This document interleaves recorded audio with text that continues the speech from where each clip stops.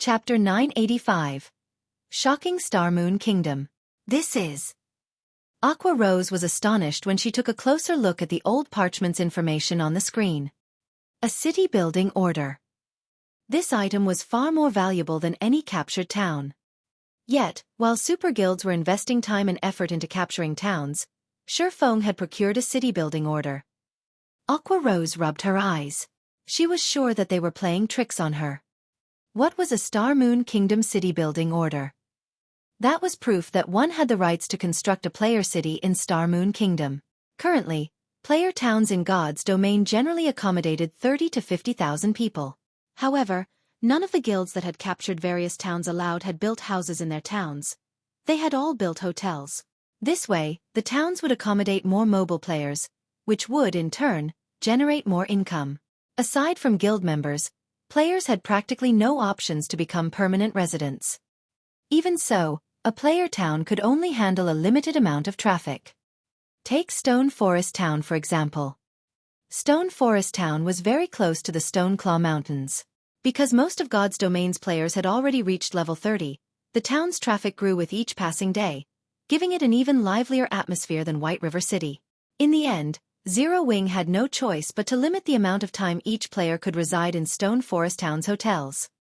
This was also why many companies desperately wanted to work with Zero Wing. However, a town had its limits.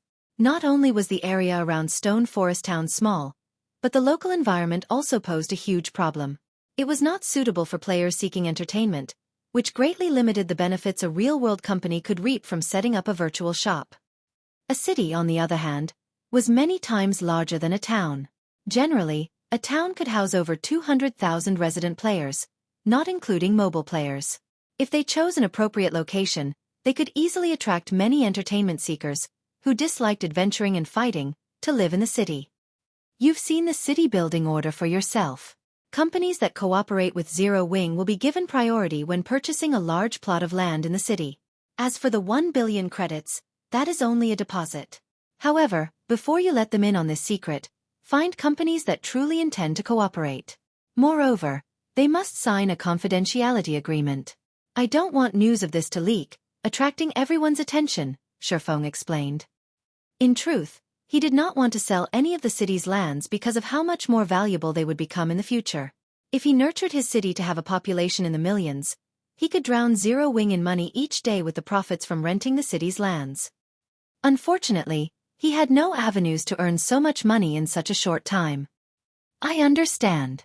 I will see to the necessary arrangements right away. Aqua Rose nodded excitedly.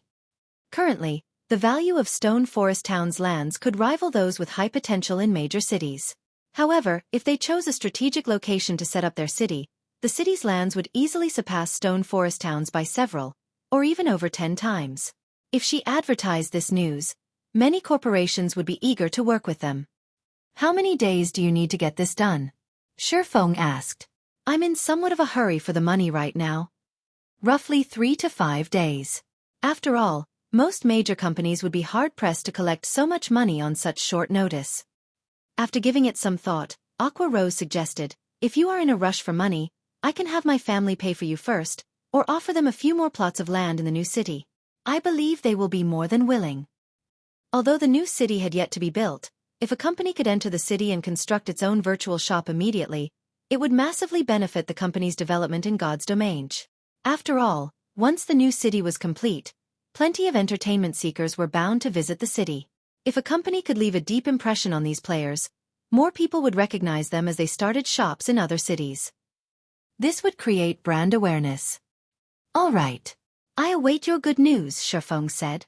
As long as he gathered the necessary 10 billion credits, he was satisfied. Following which, Aqua Rose logged out of the game and hastened to make the necessary arrangements. As for Xueqi, he went back into the room. Guild Leader Snow, Zero Wing agrees to your conditions. However, we'll need some time to collect the required credits. It is unlikely that we can do so in 1 or 2 days, Xueqi explained. That won't be a problem. In any case, the training center won't sell quickly. That will also give me more time to drive down the price, Gentle Snow said, smiling. Initially, she had expected Zero Wing to reject her condition. Either that, or the guild would need a very long time to gather the required funds. She hadn't expected the guild to raise the money so quickly. As she experienced more, she realized how little she truly knew about the guild. Following which, Xueqi and Gentle Snow discussed the details of their contract. First, Gentle Snow would join Zero Wing with the elites and experts under her command. At the same time, Gentle Snow would transfer all lands in her control to Zero Wing. In return, Gentle Snow would receive 15% of Zero Wing's shares and become one of Zero Wing's vice guild leaders. Simultaneously, she would serve as the captain of the Ouroboros Legion and manage all of the Legion's affairs. After both parties signed the contract, Gentle Snow logged out of the game and to initiate her plan to purchase Ouroboros. Xueqi, on the other hand, headed to White River City's City Hall and took ownership of the 16 plots of land Gentle Snow had owned. Afterward, he simply needed to construct the Candlelight trading firm on these 16 commercial lands. With the additional coverage, the Candlelight trading firm's income would increase significantly. Gentle Snow's insight is impressive. Of the 3 lands in the Black Dragon Empire, one is in Emerald City. I won't have to hunt for an emerald source. After Xueqi visited the 11 plots of land in Starmoon Kingdom, he could not stifle his grin as he looked at the deeds for the 3 lands in the Black Dragon Empire. Emerald City was one of the Empire's top 10 major cities. It was in no way less prosperous than White River City. Players could find many ores around Emerald City, and emeralds were the most common, hence the name Emerald City. Emeralds were generally used as raw materials to produce ornaments as the ore possessed relatively good mana storing capabilities. It was rarely ever used to produce other items. However, aside from requiring mana stones, Titan City's magic light set equipment needed plenty of emeralds. With a shop in Emerald City, he could purchase emeralds long-term. His guild members wouldn't need to travel back and forth from the city constantly. Following which, Xueqi traveled to the Black Dragon Empire via Starmoon City's teleportation hall. Shortly after Xueqi left, a shock tore through Starmoon Kingdom's various guilds. What did you say? Zero Wing now owns Gentle Snow's lands. How can this be? Abandoned Wave was flabbergasted when he received the news. Chapter 986. War of First-Rate Guilds. Under Boss Wave, there's no mistaking it. If you don't believe me, take a look at these pictures.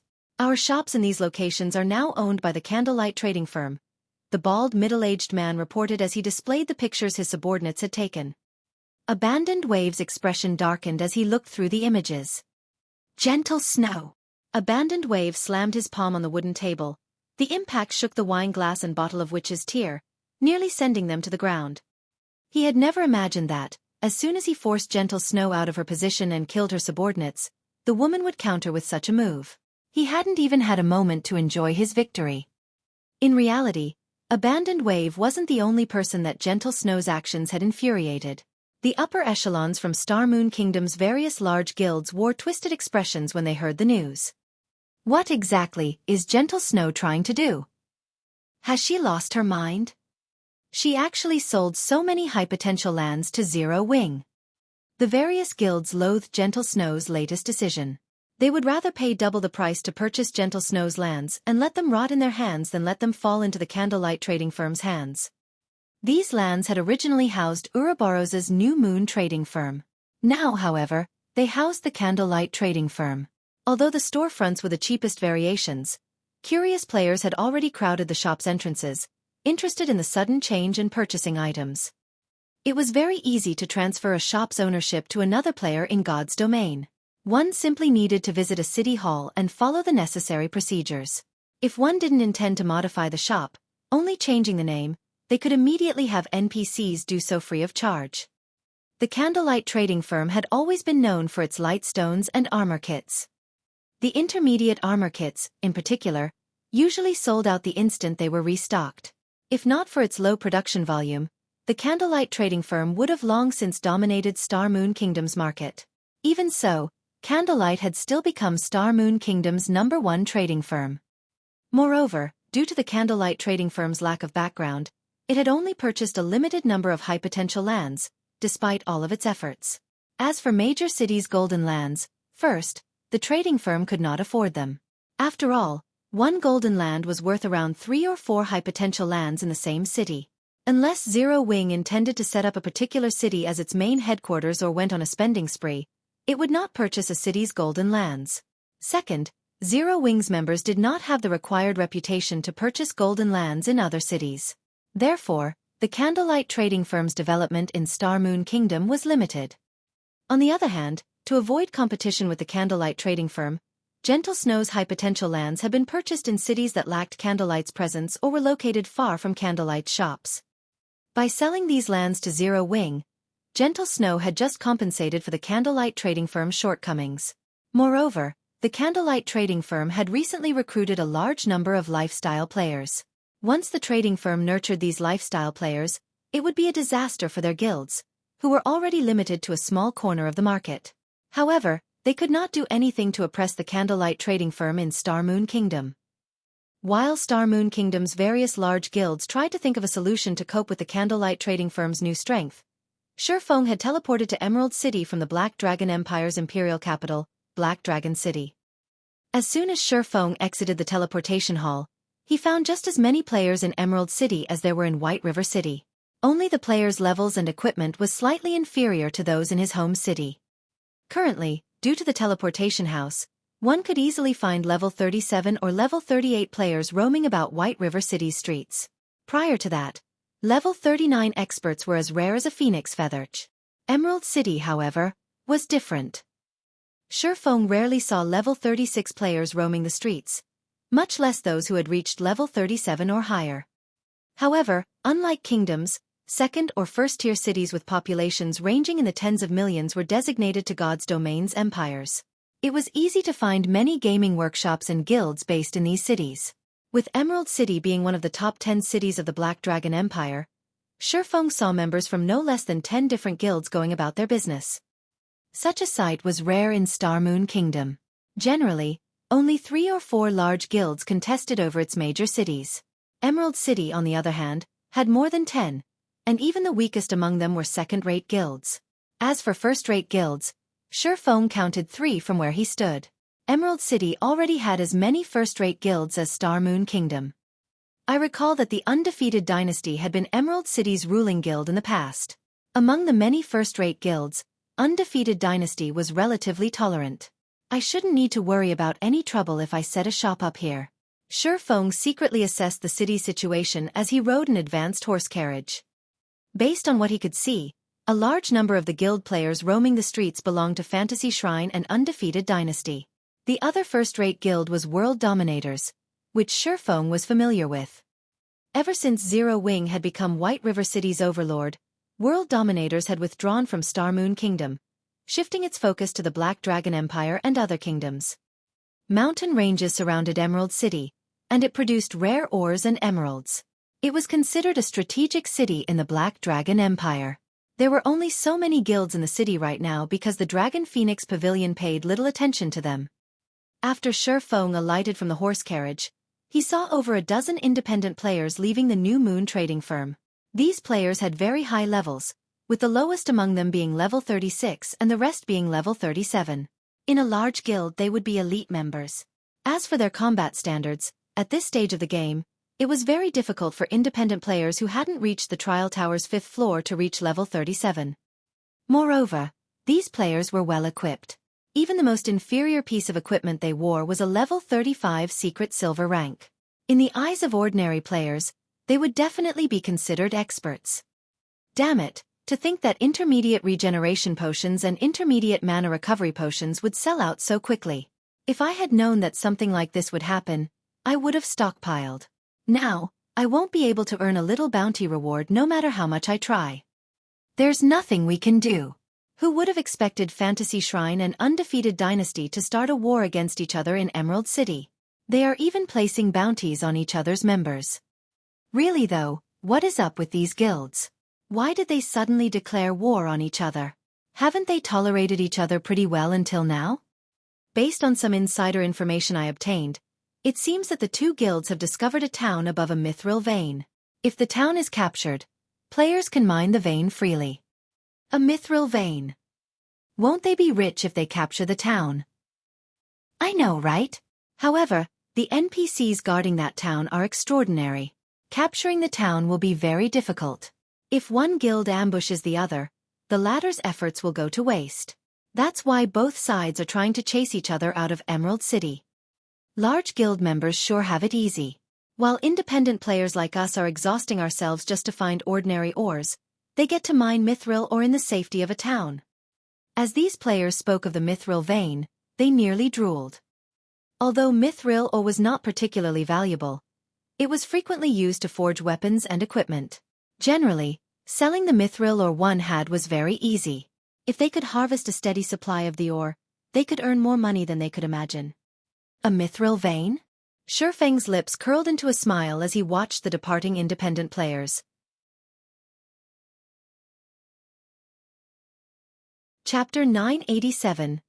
Branch Residence. After the dozen or so independent players left the New Moon trading firm, Xueqi entered the shop. Mithril veins were one of the more common mineral veins in God's domain. Large guilds also fought over them fiercely. As the producer of ores and emeralds in the Black Dragon Empire, there was more than one mineral vein in Emerald City's vicinity. This was also why Undefeated Dynasty, Emerald City's ruler in the past, had amassed a fortune. Meanwhile, the only mithril vein Emerald City's players knew of was beneath Whitebone Town. Whitebone Town had been relatively famous in the past because the mineral vein beneath it was a rich vein, and players could reach it easily to mine mithril ore. Although one could not make as much money as they could from the manatite vein under Raven's control, if developed, the profits would still be considerably shocking. However, current players were not yet strong enough to capture Whitebone Town. The NPCs guarding Whitebone Town were not humans, but undead. Their levels were all above 50. Moreover, any player that entered the mine would be cursed, causing them to lose 10% of their HP every 3 seconds. The curse also lasted for an hour. In addition, several level 70 Grand Lords lurked within the mine's depths. With players' current strength, even an army of several 100,000 elites would not be enough to defeat these monsters. However, this reminded Xueqi of something. The basic Holy Spirit Potion. This item would give players temporary immunity to curses. However, as the potion was only basic rank, its effects were limited. Fortunately, the potion could offer immunity to Whitebone Town's curse. Due to the richness of Whitebone Town's mithril vein, many players would take the risk to mine there. The money these players earned from a single day of mining the mithril ore and its byproducts was even more than those who grinded monsters in the fields or raided team dungeons. Because of that, the basic Holy Spirit Potion had been extremely popular in Emerald City in the past. The potion had not been particularly expensive. Initially, each bottle only sold for 2 silver. Even ordinary players could afford that. The potion's effects only lasted for half an hour. In that time, one could easily earn more than 2 silver while mining underneath the town. Although Whitebone Town's monsters were very high-leveled, the mine's entrance was located in the town's outskirts. Not many monsters ventured there, so as long as one lured the monsters away, other players could enter the mine freely. The mine was massive, and its terrain was complicated. Very few monsters patrolled the mine, as well. As long as one didn't explore too deep, they would not find any significant danger. When a player finished their mining, they simply needed to use a return scroll to leave safely.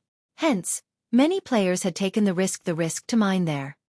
As more players headed to the mithril mine, the basic Holy Spirit Potion's price quickly rose to 5 silver. Later, it had even reached 10 silver per bottle. Alchemist players had been overjoyed. The basic Holy Spirit Potion's recipe was not particularly difficult to obtain. Level 30 and above team dungeons had a chance of dropping it. Unfortunately, the drop rate was very low, which resulted in few copies on the market. The potion's materials were also relatively common.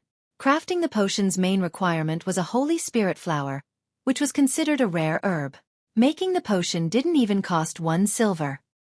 Thinking up to this point, Xueqi burst into action. This was a valuable opportunity to make a fortune. Emerald City's player population was in the millions. Once players discovered the method of mining in Whitebone Town, swarms of players would flock to the mithril vein. One could just imagine how large the market would be for the basic Holy Spirit Potion. Following which, Xueqi changed the New Moon trading firm's name to the Candlelight Trading Firm and removed the lifestyle players and products in the shop. He then made a trip to the city hall and spent 1,000 gold to upgrade the shopfront to the highest ranking available. He also hired NPCs to purchase various kinds of ores, herbs, and emeralds. As for the candlelight products that would be sold in this shop and the shop's personnel, Xueqi passed the responsibility to the candlelight trading firm's management team. Meanwhile, he visited the auction houses in the Black Dragon Empire's various cities to purchase the basic Holy Spirit potion recipe and Holy Spirit flowers. After spending most of the day like this, Xueqi finally bought all the recipes on the Black Dragon Empire's market. He had managed to collect a total of 776 recipes. Although the method to obtain the recipe was easy, its drop rate was painfully low. The recipe's current market price wasn't high. Xueqi only spent around 35 to 40 silver coins for each copy. Overall, he had not even spent 300 gold to buy all of the copies. The low price was mainly due to players not having a major use for the basic Holy Spirit potion.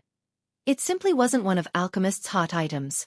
If he were looking for the intermediate regeneration potion and the intermediate mana recovery potions recipes, however, they would be much more expensive. With so many recipes, even after every alchemist in the candlelight trading firm learned it, he would still have plenty to spare. Xueqi had also bought over 6,500 stacks of Holy Spirit flowers, with 20 flowers per stack. Currently, each stack sold for around 12 to 13 silver.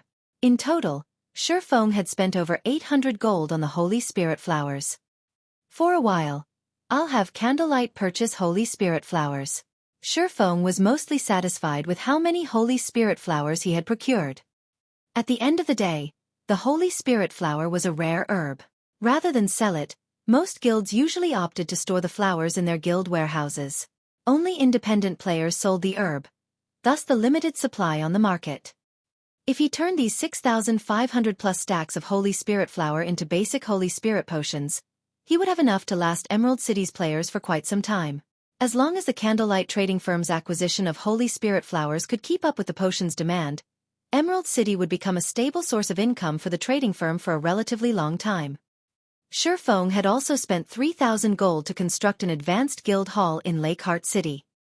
Although the land he bought from Phoenix Rain could not compare to Zero Wing's main guild residence, the towering advanced guild hall was still impressive enough to shock Lakeheart City's players. Wow! This guild has style. I wonder which guild this is, to think that anyone would want to develop in this backwater city. It shouldn't be a large guild, right? Maybe it's some third-rate guild. I guess you're right. There is no way a large guild would fancy our Lakeheart City. There were not many players residing in Lakeheart City due to its location on an island. There were not many good leveling spots around, either.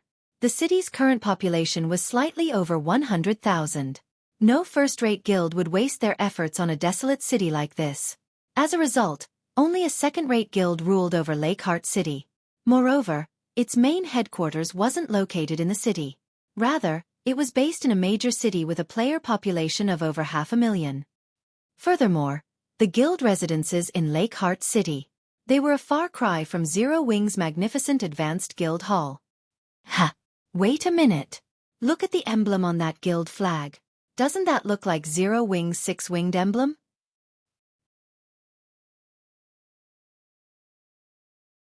Chapter 988. The Seven Treasures' First Appearance. Upon hearing Zero Wing's name, the players on the street turned to look at the flag flying from the guild hall's roof. It really is a six-winged emblem. What? Starmoon Kingdom's #1 guild is actually starting a branch guild here. Many people felt chills crawl down their spines, excitement overwhelming them as they stared at the guild flag. None of them could believe their eyes. Although Lakeheart City was in the Black Dragon Empire, the empire neighbored Starmoon Kingdom. They were up to date about the nearby kingdoms. They also frequently purchased a Copy the Gods domain experts list. Everybody knew about Zero Wing's guild leader, Black Flame. Moreover, the ruler of the Black Dragon Empire's imperial capital, the Dragon Phoenix Pavilion, had suffered at Zero Wing's hands. With such a powerful guild appearing in Lakeheart City, how could they contain their excitement? Since Zero Wing is coming here, does this mean we'll have a chance to join Zero Wing? I guess so. When a guild develops in a new city, it normally recruits some of the local players to expand gradually. I heard that the benefits Zero Wing offers are awesome. They are even better than what first-rate guilds offer. In other guilds, I heard that only core members get to use the guild hall's private rooms. On the other hand, one only needs to be an elite member in Zero Wing to rent a private room and accumulate the double EXP buff. I've always wanted to join Zero Wing. Unfortunately, it costs too much to teleport from the Black Dragon Empire to White River City. Now though, I don't have to worry about teleportation fees. Anticipation filled these independent players' hearts as they ogled Zero Wing's new guild residence. To ordinary players, traveling to other countries was too expensive. Even if they spent their entire fortune traveling to White River City, there was no guarantee that they would be accepted into the guild. Furthermore, they had long since familiarized themselves with Lakeheart City and its surroundings. If they started developing in an unknown city, their leveling speed and daily income would decrease drastically. In addition, unlike in Lakeheart City, they wouldn't have companions to rely on in White River City. Now, however, times had changed. Shortly after Zero Wing's branch guild had appeared, news of this matter quickly spread throughout the city. Some rejoiced, while others grew worried. To independent players, Zero Wing's appearance was good news. To the local guilds, however, nothing was good about this development. When the Crimson Castle Guild, the second-rate guild ruling over Lakeheart City, received the news, it had held an emergency meeting among its upper echelons. Why has Zero Wing suddenly shown up in a backwater city like Lakeheart City? If Zero Wing really intends on developing here, they will target the high-resource areas we usually occupied. What's there to be afraid of? Even if Zero Wing is powerful in Star Moon Kingdom, this is Lakeheart City. This is our territory. We are far more familiar with the city's surroundings than Zero Wing. Even if a war breaks out between our guilds, the winner isn't set in stone. Crimson Castle's upper echelons discussed the situation heatedly. Although the leveling areas around Lakeheart City were not particularly beneficial, once players familiarized themselves with the area, their leveling speed would increase. Moreover, unlike other cities, there were very few guilds in Lakeheart City. This allowed Crimson Castle to obtain plenty of raw materials very easily. There is no need to get too worked up about this. I have heard that the situation in Star Moon Kingdom isn't very stable. Zero Wing won't focus too much on conquering Lakeheart City. Moreover, the Dragon Phoenix Pavilion has a grudge against Zero Wing. If we report Zero Wing's arrival to the pavilion will seek vengeance, the dignified middle-aged man in the guild leader's seat said as he watched the arguing players before him. In a deep tone he said, "During this period, keep an eye on Zero Wing's members. Report everything to the pavilion." Hearing their guild leader's order, the Crimson Castle's upper echelons fell silent and nodded in agreement. As their guild leader had said, Zero Wing had used the Dragon Phoenix Pavilion as a stepping stone to become famous, leaving the pavilion's prestige in tatters. After that incident, the Heavenly Dragon Pavilion's 9 Dragons Emperor declared that he would not let the matter rest. Although dealing with Zero Wing in Star Moon Kingdom was difficult for the Dragon Phoenix Pavilion, it was a different story in the Black Dragon Empire. The Black Dragon Empire was the pavilion's territory. It would be child's play to take care of a measly branch guild. While Crimson Castle hashed out a plan to deal with Zero Wing, Xueqi spent 300 gold to bind the guild transfer scroll's coordinates. Afterward, Zero Wing's members in White River City could simply purchase Lakeheart City's guild transfer scrolls to travel to the city directly. The guild transfer scroll was one of a guild's greatest benefits. Unlike NPC City's teleportation halls, which charged a steep teleportation fee, players only needed to purchase the corresponding guild transfer scroll to reach their desired guild residence. However, such a major benefit came with restrictions. Players were only allowed to carry one guild transfer scroll at a time. Moreover, the scroll had a very long cooldown. The transfer scroll's prices also varied depending on the distance between the destination and where it was purchased. Regardless, it was still cheaper than using the teleportation halls. If a guild had enough guild residences, it could easily replace teleportation halls. When Xueqi finished binding the coordinates, he looked at the time. Glancing up at the already dark sky, he called up his system interface, intending to log off for the day and rest. Now that he had established Lakeheart City's branch guild, he needed Aqua Rose to transfer the batches of selected members. As for Raven's monster-repelling issue, Xueqi had already instructed Flying Shadow to handle it. Originally, he had intended Fire Dance to carry out the task. However, Fire Dance was currently busy leading Zero Wings members in raiding the Undead Gorge and did not have time to spare. So, he used his next best option, Flying Shadow. Flying Shadow was Zero Wings' second best assassin. Not only was his movement speed quite high, but he could also move about rather secretively. He wasn't easy to detect. When it was time to repel the monster invasion, Flying Shadow could use the monster repellent scroll without anyone noticing, which would reduce the chances of Raven discovering the scroll.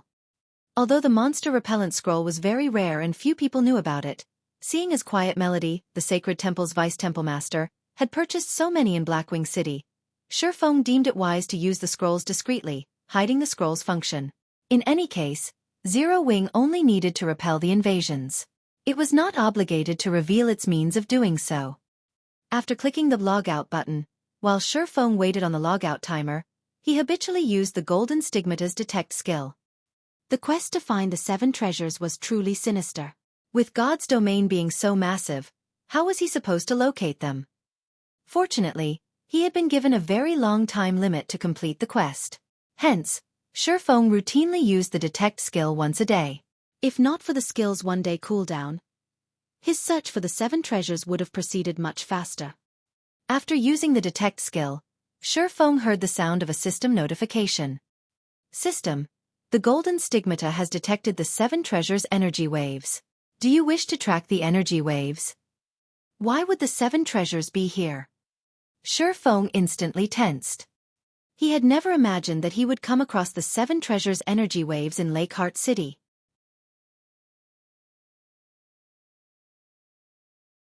Chapter 989. Special Set Equipment. Upon hearing the system notification, Xueqi immediately stopped the logout process and chose to track the energy waves. The Golden Stigmata's detect had a 50,000-yard range, which was not particularly large. The skill just managed to cover Lakeheart City as well as the surrounding forest and fields. There should not be any monsters within that range, and it was even less likely for there to be any relics. Otherwise, someone would have long since discovered them. After all, it was impossible for an NPC city to be constructed above a relic. Yet, the 7 treasures, which had been lost for many years, had appeared in the middle of nowhere. It was inconceivable. As expected, it is inside the city. Xueqi could not help his surprise when he saw the perceived location on his map.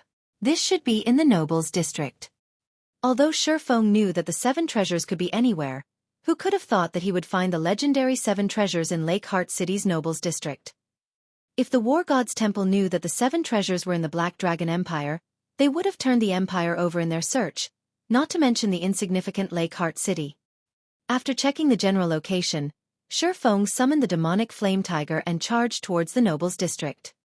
A monster! A monster has appeared in the city. Crap, that's a mount. What kind of mount is that? It's so cool. When the players on the street saw the demonic flame tiger charge out of Zero Wing's residence, they were stupefied. A city like Lakeheart City didn't even have one level 40 player, much less a mount. Hence, when these players saw the majestic towering demonic flame tiger, they grew more enthusiastic to join Zero Wing. Black Dragon Empire, Dragon Phoenix Pavilion's guild residence. Entering the guild leader's office, a beautiful tall female summoner reported respectfully. Vice Guild Leader, the Crimson Castle's guild leader requests a meeting with you. He claims that it is related to Zero Wing. I understand. It seems that quite a few people are displeased with Zero Wing today. Blood Dragon, the guild leader of the Dragon Phoenix Pavilion's Black Dragon Empire branch guild, said, chuckling. Ghost, bring him in. The female summoner, Beautiful Ghost, nodded. She left the office to guide Crimson Castle's guild leader. Inside the Dragon Phoenix Pavilion's reception room, a robust man, standing about 2 meters tall, waited patiently. This man was none other than the Crimson Castle's guild leader, Crimson Fox. Why haven't they met with me yet? Crimson Fox was frustrated as he stared beyond the window pane at the Dragon Phoenix Pavilion's members going about their business. Sure enough, the pavilion deserved to be called a super first-rate guild. Despite only being a branch guild's residence, he saw plenty of experts moving about the hall, with many of them radiating a significant pressure. Among these experts, he envied a few players' equipment. the Crimson Castle could never compare to a guild like the Dragon Phoenix Pavilion. Crimson Fox had originally intended to send one of the guild's upper echelons to the pavilion. However, when he thought about the violent and arrogant temper of the pavilion's vice guild leader, Blood Dragon, he felt that it would be safer if he visited the guild personally. Once he reached the pavilion's guild residence, he firmly believed that he had made the right decision. His guild's representative would never have been allowed through the pavilion's gates. Moreover, not long ago, he received another message from his subordinate stating that Zero Wing's demonic flame tiger had appeared in Lakeheart City. The upper echelons of God's domain's various guilds were no strangers to the demonic tiger. After all, the demonic tiger was known as the best mount in God's domain. Many even suspected that it might be a fine gold mount. Besides, this powerful mount's owner was none other than Zero Wing's Yifeng. Those who understood Zero Wing knew that Yifeng's position in the guild was definitely among the top 3. He might even be second only to Zero Wing's guild leader, Black Flame. Such an important figure in Lakeheart City stressed Crimson Fox. Anyone capable of leading a large guild was no idiot. With a figure like Yifeng visiting the city, it was clear how important Lakeheart City was to Zero Wing. If they did not remove Zero Wing as soon as possible, it would only be a matter of time before Crimson Castle fell from the position of the city's ruler. While Crimson Fox occupied himself with these thoughts, the reception room's wooden doors swung open. A tall beauty then entered the room. This woman was the female summoner Beautiful Ghost, who had reported to Blood Dragon. When Crimson Fox's eyes met Beautiful Ghost's, he shuddered. Alarm bells rang in his mind, warning him to be careful of the woman standing before him. "You're Crimson Fox? Follow me," Beautiful Ghost said. After sparing Crimson Fox a glance, she turned and left the reception room with an air of indifference. Her eyes hadn't contained a hint of respect when she looked at Crimson Fox. Rather, they held contempt, as if she had been watching an ant. If not for Blood Dragon's orders, she would not have paid any attention to the man at all. Although Crimson Fox wanted to respond, after a moment of hesitation, he chose to shut his mouth. Aside from the fact that he was on foreign soil, this female summoner was already stronger than him. Not only was she level 39, but her equipment also radiated the unique glow of dark gold items. Moreover, the red-blue robes, headwear, and other equipment were clearly pieces of a set. In other words, Beautiful Ghost wore a dark gold set equipment. In comparison, he only had individual pieces of level 35 dark gold equipment. A level 35 dark gold set equipment? As expected of a super first-rate guild. Crimson Fox smiled bitterly. He had no choice but to endure this woman's contemptuous look. After all, she had more than earned her arrogance. However, Crimson Fox did not know that Beautiful Ghost's dark gold set equipment was not a level 35 set. If Xueqi were present, he would have instantly recognized the equipment. This was the level 40 dark gold set equipment. Life summons. Only level 40 and above field great lords had a chance of dropping these set pieces.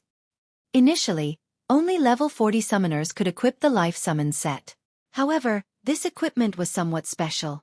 If one had all 5 pieces of the set, the level requirement would drop by 5 levels. Under Beautiful Ghost's lead, Crimson Fox quickly arrived before the guild leader's office on the 3rd floor. On his way, Crimson Fox had seen many level 50 NPC guards. Without someone of relevance as a guide, even the guild's elite members would not be allowed near the guild leader's office. Upon entering the office, Crimson Fox involuntarily shuddered. He felt an immense pressure, almost as if a boss monster were in the room with him. Moreover, it didn't feel like any ordinary boss monster. At the very least, it felt like a lord boss or stronger. How is this possible? Crimson Fox stared at Blood Dragon, who leaned against his office chair while enjoying a glass of wine, shock filling his heart. Is this the Dragon Phoenix Pavilion's vice guild leader? At this moment, Crimson Fox struggled to breathe. Compared to Blood Dragon, the pressure he felt from Beautiful Ghost before was a joke. Against Beautiful Ghost, he could, more or less, move unaffected. However, when faced with Blood Dragon, his movements were somewhat sluggish. In battle, this pressure would greatly impact his combat power. However, the scene inside the office was even more shocking. Seated opposite of Blood Dragon was a gorgeous woman who, despite the powerful mental oppression in the room, seemed utterly unaffected.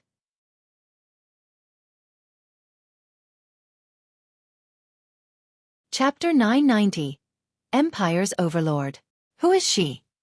Crimson Fox's attention unconsciously drifted to the leisurely woman. Currently, Blood Dragon was level 40, and only a handful of players throughout the Black Dragon Empire had reached this level. Level 40 players were much stronger than level 39 players in terms of attributes, as they could equip level 40 equipment. If even he, someone who wore a full collection of level 35 Dark Gold equipment, felt such immense pressure from Blood Dragon, one could just imagine how intense of a pressure a level 20 player would feel in Blood Dragon's aura. Yet, the mysterious woman before him treated Blood Dragon's undisguised aura as if it were a spring breeze. In addition, the mysterious woman herself exuded a noble and graceful aura that coaxed one into submission. "Sit," Blood Dragon told Crimson Fox as he pointed to one of the wooden chairs on the other side of his desk. "Let me introduce you. This beauty is the Blackwater Corporation's representative, Qin Muyun. Like you, she is here for Zero Wing." The Blackwater Corporation? Crimson Fox was taken aback. Everyone had heard of the Blackwater Corporation. It was a Fortune 500 company. Meanwhile, the young woman before him had been chosen to represent such a major corporation. Guild Leader Crimson, if you have any information regarding Zero Wing that you wish to share, please tell us. I believe that Miss Muyun is also interested to hear it, Blood Dragon said, chuckling. Crimson Fox nodded nervously. He then relayed everything about Zero Wing's development in Lakeheart City. Vice Guild Leader Blood, you've seen Zero Wing's ambition for yourself. If we let Zero Wing develop any further, no one will be able to guarantee that Zero Wing won't set its sights on the Black Dragon Empire. If we don't take measures to contain the guild, with its development speed thus far, it won't be long before it grows so big that even you will be helpless against it, Qin Muyun said, smiling. You should consider my earlier proposal. Qin Muyun had the voice of a siren. Her words were intoxicating. Even an expert like Crimson Fox was not completely unaffected. Initially, Qin Muyun had worried that the Dragon Phoenix Pavilion would reject their offer of cooperation. Now, however, her worries had been resolved. Before this, Zero Wing's operations had been limited to Star Moon Kingdom. No matter how strong it became, it wouldn't impact the pavilion's operations in the Black Dragon Empire. However, she had never imagined that, of all places, Zero Wing would choose to expand into the Black Dragon Empire. The Black Dragon Empire was the Dragon Phoenix Pavilion's territory. For the sake of its reputation, the pavilion couldn't let Zero Wing enjoy itself here. Otherwise, Nine Dragons Emperor's prior declaration would be nothing more than his own disgrace. Since Miss Muyun has already said as much, I agree to provide support in resources, products, coins, and experts to help you defeat Zero Wing. Once the deed is done, however, the pavilion wants full authority over Stone Forest Town. Please rest assured. As long as the pavilion helps us from the sidelines, the Blackwater Corporation will deal with the rest. Qin Muyun smiled. If there isn't anything else to discuss, I must leave to report the good news to my superiors. Blood Dragon nodded before sending Qin Muyun off with his gaze. Vice Guild Leader Blood, what about Lakeheart City? Crimson Fox asked anxiously. Lakeheart City was an important source of income for the Crimson Castle. Without it, the guild's development would deteriorate significantly. Relax. Since Zero Wing dares to enter the Black Dragon Empire, the pavilion won't let the guild off the hook. I will send the Blood Legion to assist the Crimson Castle. We'll make sure that Zero Wing regrets ever setting foot in the Black Dragon Empire. Blood Dragon could not help but chuckle. Turning to Crimson Fox, he spoke in a domineering tone. I'll appoint my aide, Beautiful Ghost, to command the operation. I believe that you do not have any arguments, right? Of course, Crimson Fox said excitedly. The Blood Legion was a legion of expert assassins that everyone in the Black Dragon Empire knew about. Not only did these experts possess excellent equipment, but every one of them was also adept with ambushes in the fields. Although the Blood Legion was not the Dragon Phoenix Pavilion's strongest force, it was the one that the various large guilds feared the most. Even first-rate guilds were afraid of the Blood Legion. Out in the fields, even a single expert assassin was a force not to be reckoned with. Knowing that a team of 1,000 expert assassins waited for them, who would possibly be bold enough to venture out to grind monsters? Even if a guild dispatched a small army of players to hunt down the Blood Legion, its efforts would be futile. It was precisely this reason that the various large guilds paled at the mention of the Dragon Phoenix Pavilion's Blood Legion. Only a super first-rate guild with a powerful foundation was capable of compiling such a force. For a first-rate guild, even forming a team of 100 expert assassins was impossible. Now that the pavilion intended to dispatch the Blood Legion, Zero Wings members should not even consider leaving Lakeheart City. If they did, they should not dream of returning alive.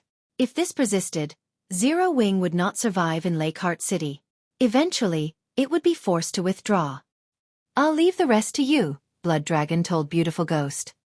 "Vice Guild Leader, do not worry. I will gather the men right away. It will only take a few days to eradicate Zero Wing from the Black Dragon Empire," Beautiful Ghost said very confidently. In Beautiful Ghost's opinion, their opponent was merely Zero Wing's branch guild. Dispatching the Blood Legion was simply making a big fuss over nothing. Lakeheart City's Nobles District. Not many players wandered down the street of Western European buildings, only NPC nobles. When Xueqi arrived before a luxurious mansion atop the demonic flame tiger, he noticed a team of 20 players gathered at its gates. He also spotted a few familiar figures among the team members. These people were none other than Thoughtful Rain, Blue Bamboo, Gunfire, Deathwind, and Autumn Goose. "Big Brother Yi Feng, why are you here?" Blue Bamboo noticed Xueqi and the towering demonic flame tiger immediately, surprise flashing in her eyes. Hearing Blue Bamboo's exclamation, Thoughtful Rain and the others turned towards the demonic tiger by the entrance. Xueqi was even more shocked by the sudden development than Thoughtful Rain and her companions. He had only arrived before this mansion due to the 7 treasures. At this point, the Golden Stigmata's tracker pointed to the 7 treasures' exact location. He had never expected to find Thoughtful Rain and the others here as well. However, after Blue Bamboo had noticed him, the rest of the team turned and glared as if he were their greatest enemy, killing intent filling their eyes. Suddenly, the shield warrior Deathwind scattered the heavy atmosphere as he approached Xueqi and asked pleasantly, "Brother Yi Feng, what a coincidence. Are you here for a quest as well?"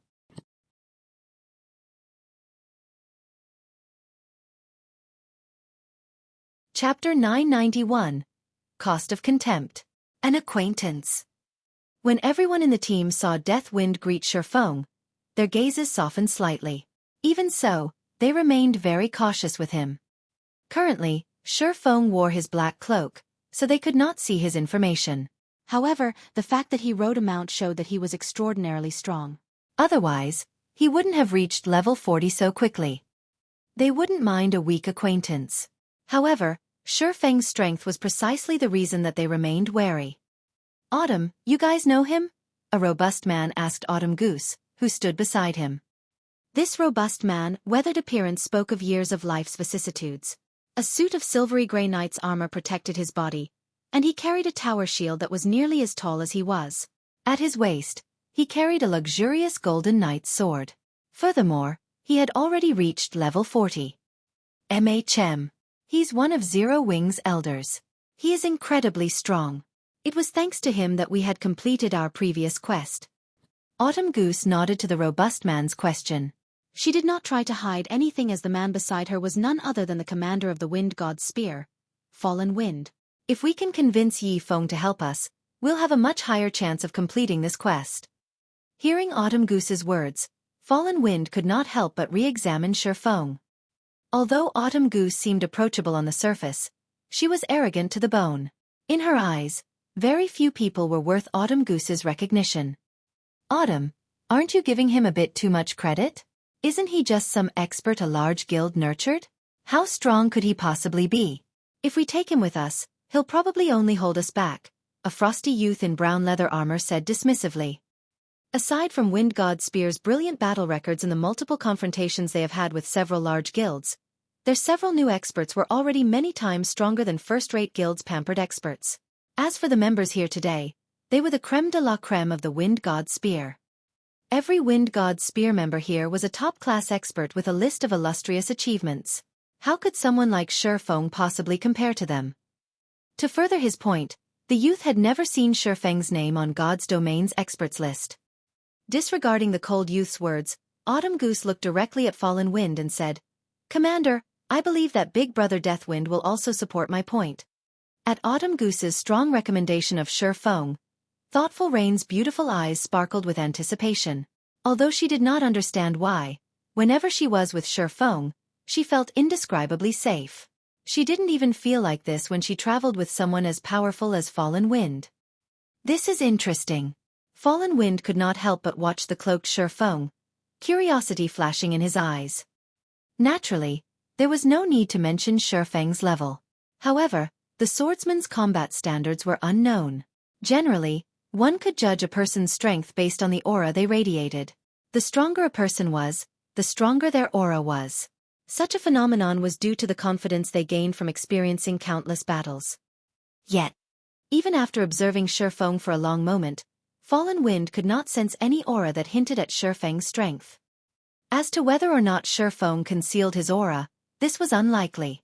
After all, even experts would find it extremely difficult to conceal their aura completely unless their mental fortitude had reached a certain level. However, experts capable of doing so were generally in their 30s or 40s. Some only reached this refinement in their 50s. To put it simply, it was impossible for a youth to have enough control to hide their aura. However, both Autumn Goose and Deathwind seemed to admire Xueqi. This was strange indeed. Autumn, let's pass on asking him this time. If the opportunity presents itself, we can invite him in the future. We've already determined our team's roster. Sudden adjustments to the team will increase our chances of failure, Fallen Wind said after giving it some thought.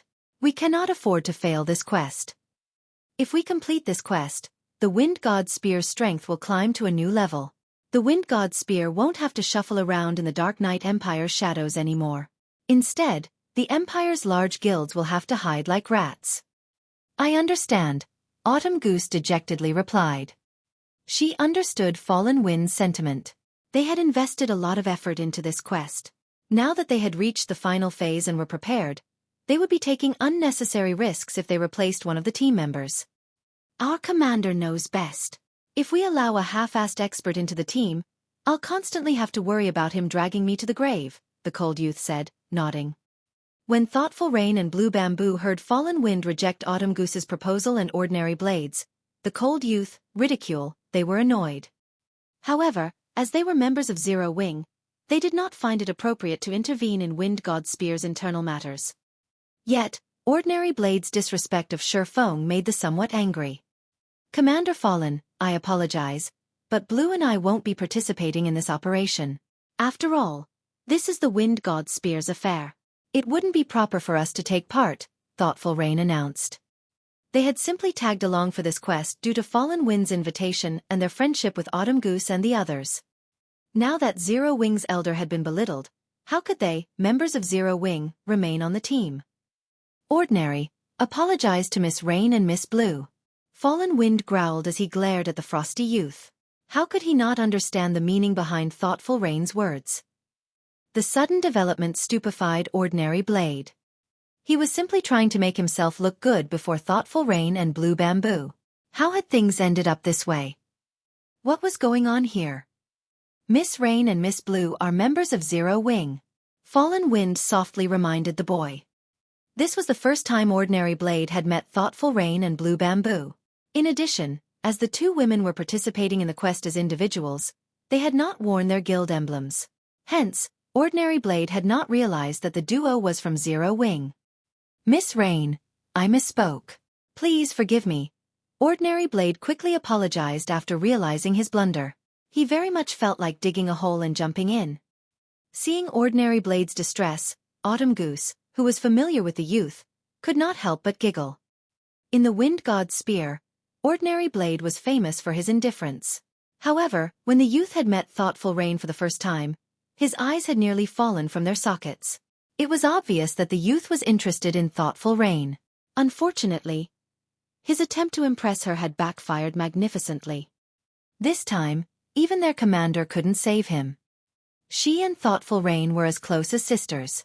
She was very familiar with Thoughtful Rain's personality. When Thoughtful Rain made a decision, even a force of nature wouldn't change her mind. She remembered Thoughtful Rain's decision to join Zero Wing. No matter how much she had tried to dissuade the girl, hadn't Thoughtful Rain still joined the guild?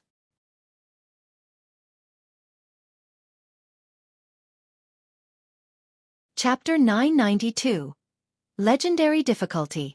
Thoughtful Rain's resolute refusal gave Fallen Wind a headache. Ordinary Blade truly knew how to give him trouble. Thoughtful Rain was a God's Domain player who had come into contact with virtual reality games just recently. However, when Fallen Wind watched the battle video Audiobook sent him, which showed a duel between herself and Thoughtful Rain, a shiver had crawled down his spine. If not for Audiobook telling him about Thoughtful Rain's situation, he would not have even imagined that God's Domain was her first virtual reality game. Within just a few months' time, she had actually managed to grow to a point where she could hold her own against Audiobook. Her improvement speed was simply godly. Compared to Thoughtful Rain, those players who were held up as geniuses in God's Domain were simply garbage. Recently, Audiobook had been improving very quickly, and right now, her strength already ranked steadily within the top 10 of the Wind God's Spear. Although the Wind God's Spear was only an adventurer team, its members were all battle maniacs and extremely proud. Members of the team would frequently spar with each other. They would also often pick fights with members of large guilds. As a result, their strength increased continuously every day. Rather than passing their time leisurely in God's Domain, they desperately sought all sorts of means to improve themselves. Hence, ranking within the top 10 of the Wind God's Spear was a challenging proposition, not to mention maintaining a position there. Yet, when Audiobook reunited with Thoughtful Rain after not meeting her for a short time, Audiobook had actually lost to Thoughtful Rain, who was significantly weaker than herself before, in a duel. Moreover, when Thoughtful Rain defeated Audiobook, it was obvious she had not used her full strength. Fallen Wind found it truly hard to fathom what heights Thoughtful Rain's combat power had already reached. However, he estimated that she should be able to rank within the top 5 of the Wind God's Spear. In contrast, although Ordinary Stranger was very talented and his improvement speed was very fast, he only ranked within the top 20 even now. Losing a combatant like Thoughtful Rain would greatly hamper their quest. Just as Fallen Wind was about to say something, a crisp voice suddenly came from within the mansion, echoing throughout the entire courtyard and making everyone's souls tremble. What a lively day it is today. I never thought that even an important person from the War God's Temple would be willing to pay me a visit. However, since you've already arrived, I'll have to ask you to remain and head to another world to enjoy. After the sound of this voice dissipated, a magic barrier enveloped the entire mansion. What's going on? This sudden development threw everyone for a loop, Fallen Wind in particular. Their quest had tasked them to visit Countess Katie Green of the Black Dragon Empire. The Countess would then bring them to a secret location. However, based on the words she had just spoken, it was clear that she was trying to make them suffer. While everyone was panicking, Xueqi remained relatively calm. It was very obvious to him that the Countess's words were intended for him. Otherwise, she would not have mentioned War God's Temple. While Xueqi and everyone else were thinking of how to deal with their current predicament, their vision immediately filled with darkness. Every one of them transformed into a streak of light and disappeared from the luxurious mansion. It was as if none of them had ever appeared there. The NPC guards patrolling the streets did not even sense the existence of the barrier magic array. What is this place? Why have my movements turned sluggish? Commander, I can't use my return scroll. Me too. As soon as everyone could see again, they discovered that the scenery before them had changed. Their bodies also felt leaden. Many in the team could not help but grow anxious at this situation. Meanwhile, this sealed space had only a set of open pitch-black stone doors, a few hundred meters in height, standing right before them. Beyond these doors was a wide and spacious passage, the walls of which boasted countless carvings of gods and demons, the images depicting the ancient war between gods and demons. This passage led directly to a towering temple in the distance. Upon seeing the massive stone doors, a name immediately appeared in Xueqi's mind. The Trial of God. To players, the Trial of God was an opportunity. It was extremely difficult to encounter one. Previously, Blackie and the others had only managed to enter one due to luck. However, great rewards also came with great risks. Maybe it was also due to their luck, but Blackie and the others had encountered only a 4-colored trial. It was also precisely because it was only a 4-colored trial that they had managed to deal with the challenges and safely clear the Trial of God. However, the Trial of God before him right now was no 4-colored trial. Generally, players could determine the rank of the trial they were taking through the transfer gate in the outside world. However, after entering a trial, there was still another method to determine its rank. And that was the size of the trial gate. Trial gates that were around 10 meters tall signified that one was undertaking a one-color trial, after which came 20 meters, 30 meters, 50 meters, 100 meters, 300 meters, and 999 meters. Meanwhile, the trial gate before them was clearly over 100 meters in height, perhaps around 300 meters in all. In other words, this was a 6-color trial, and its difficulty could rival legendary quests. Shortly after Xueqi realized that this place was the trial of God, Fallen Wind and several other experts came to the same conclusion. Immediately, their expressions turned very gloomy. Why is it a 6-color trial of God? As calm as he was, even Fallen Wind's mouth twitched involuntarily when he noticed this fact. The trial of God was no secret in God's domain. With so many players playing the game, there were bound to be quite a few players who had encountered it. As more and more players discussed the trial on the official forums, details about the trial of God became public. After the others heard Fallen Wind mentioning the trial of God, they promptly looked it up on the official forums. However, once everyone understood what exactly a 6-color trial was, their hearts grew very heavy. "Commander, what should we do now?" Many members of the Wind God's Spear asked worriedly. There were only 2 methods to leave a trial of God. One was to clear the trial, while the other was to give up on it. There was no third possibility. Those who died inside the trial would be resurrected and forced to continue. Those who completed the trial would be showered in glory, their strength increasing significantly. However, those who chose to give up would have to pay a heavy price. Moreover, the higher the rank of the trial, the greater the price exacted. If one forfeited a 6-colored trial, the consequences were unimaginable. There was a great chance that their account would be crippled permanently. Hence, most players who encountered a trial of God would first determine the trial's difficulty before deciding whether or not they should challenge or distance themselves from it. In their case, however, they had been forcibly transported to this place. They did not even have a say in the matter. To the Wind God's Spear, if the trial had the difficulty of only an epic quest, they would still be confident of clearing it. However, for a trial whose difficulty approached that of a legendary quest, they had no confidence whatsoever that they would succeed. After taking a deep breath, Fallen Wind said, "Calm down.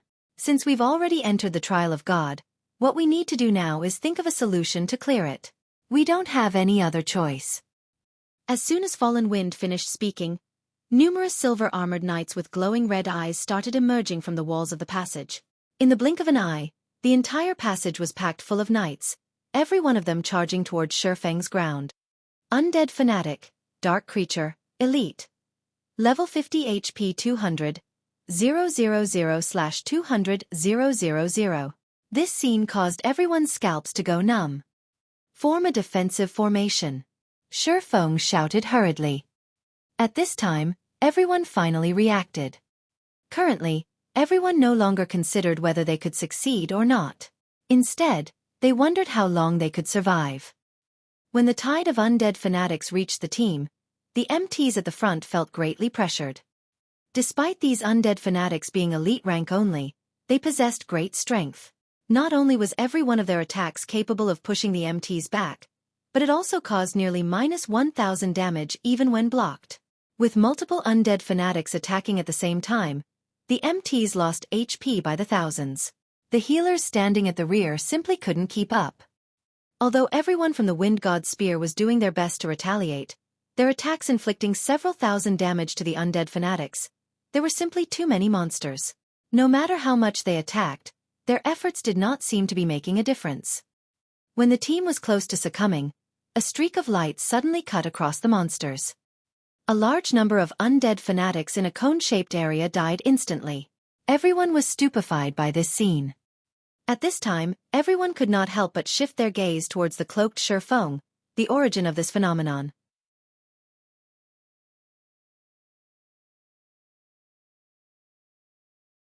Chapter 993. Soaring Life Force. Is this the person that caught Autumn Goose's eye? Fallen Wind was astounded at the sight.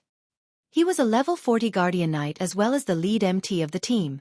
He had been fighting at the front line all this time, so he knew very clearly just how powerful these undead fanatics were.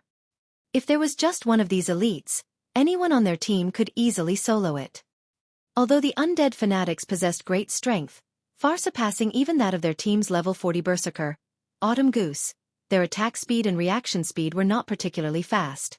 Given enough space, even an MT could slowly wear one down by themselves. However, it was terrifying if they had to go up against over 10,000 of these elite monsters.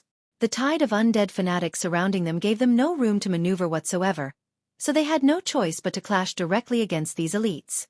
Moreover, the undead fanatics possessed 200,000 HP, above average HPs for level 50 elite undead.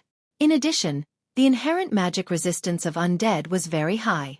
Even when someone in their team used an AoE attack spell, they only managed to deal around -2,000 damage to the elites.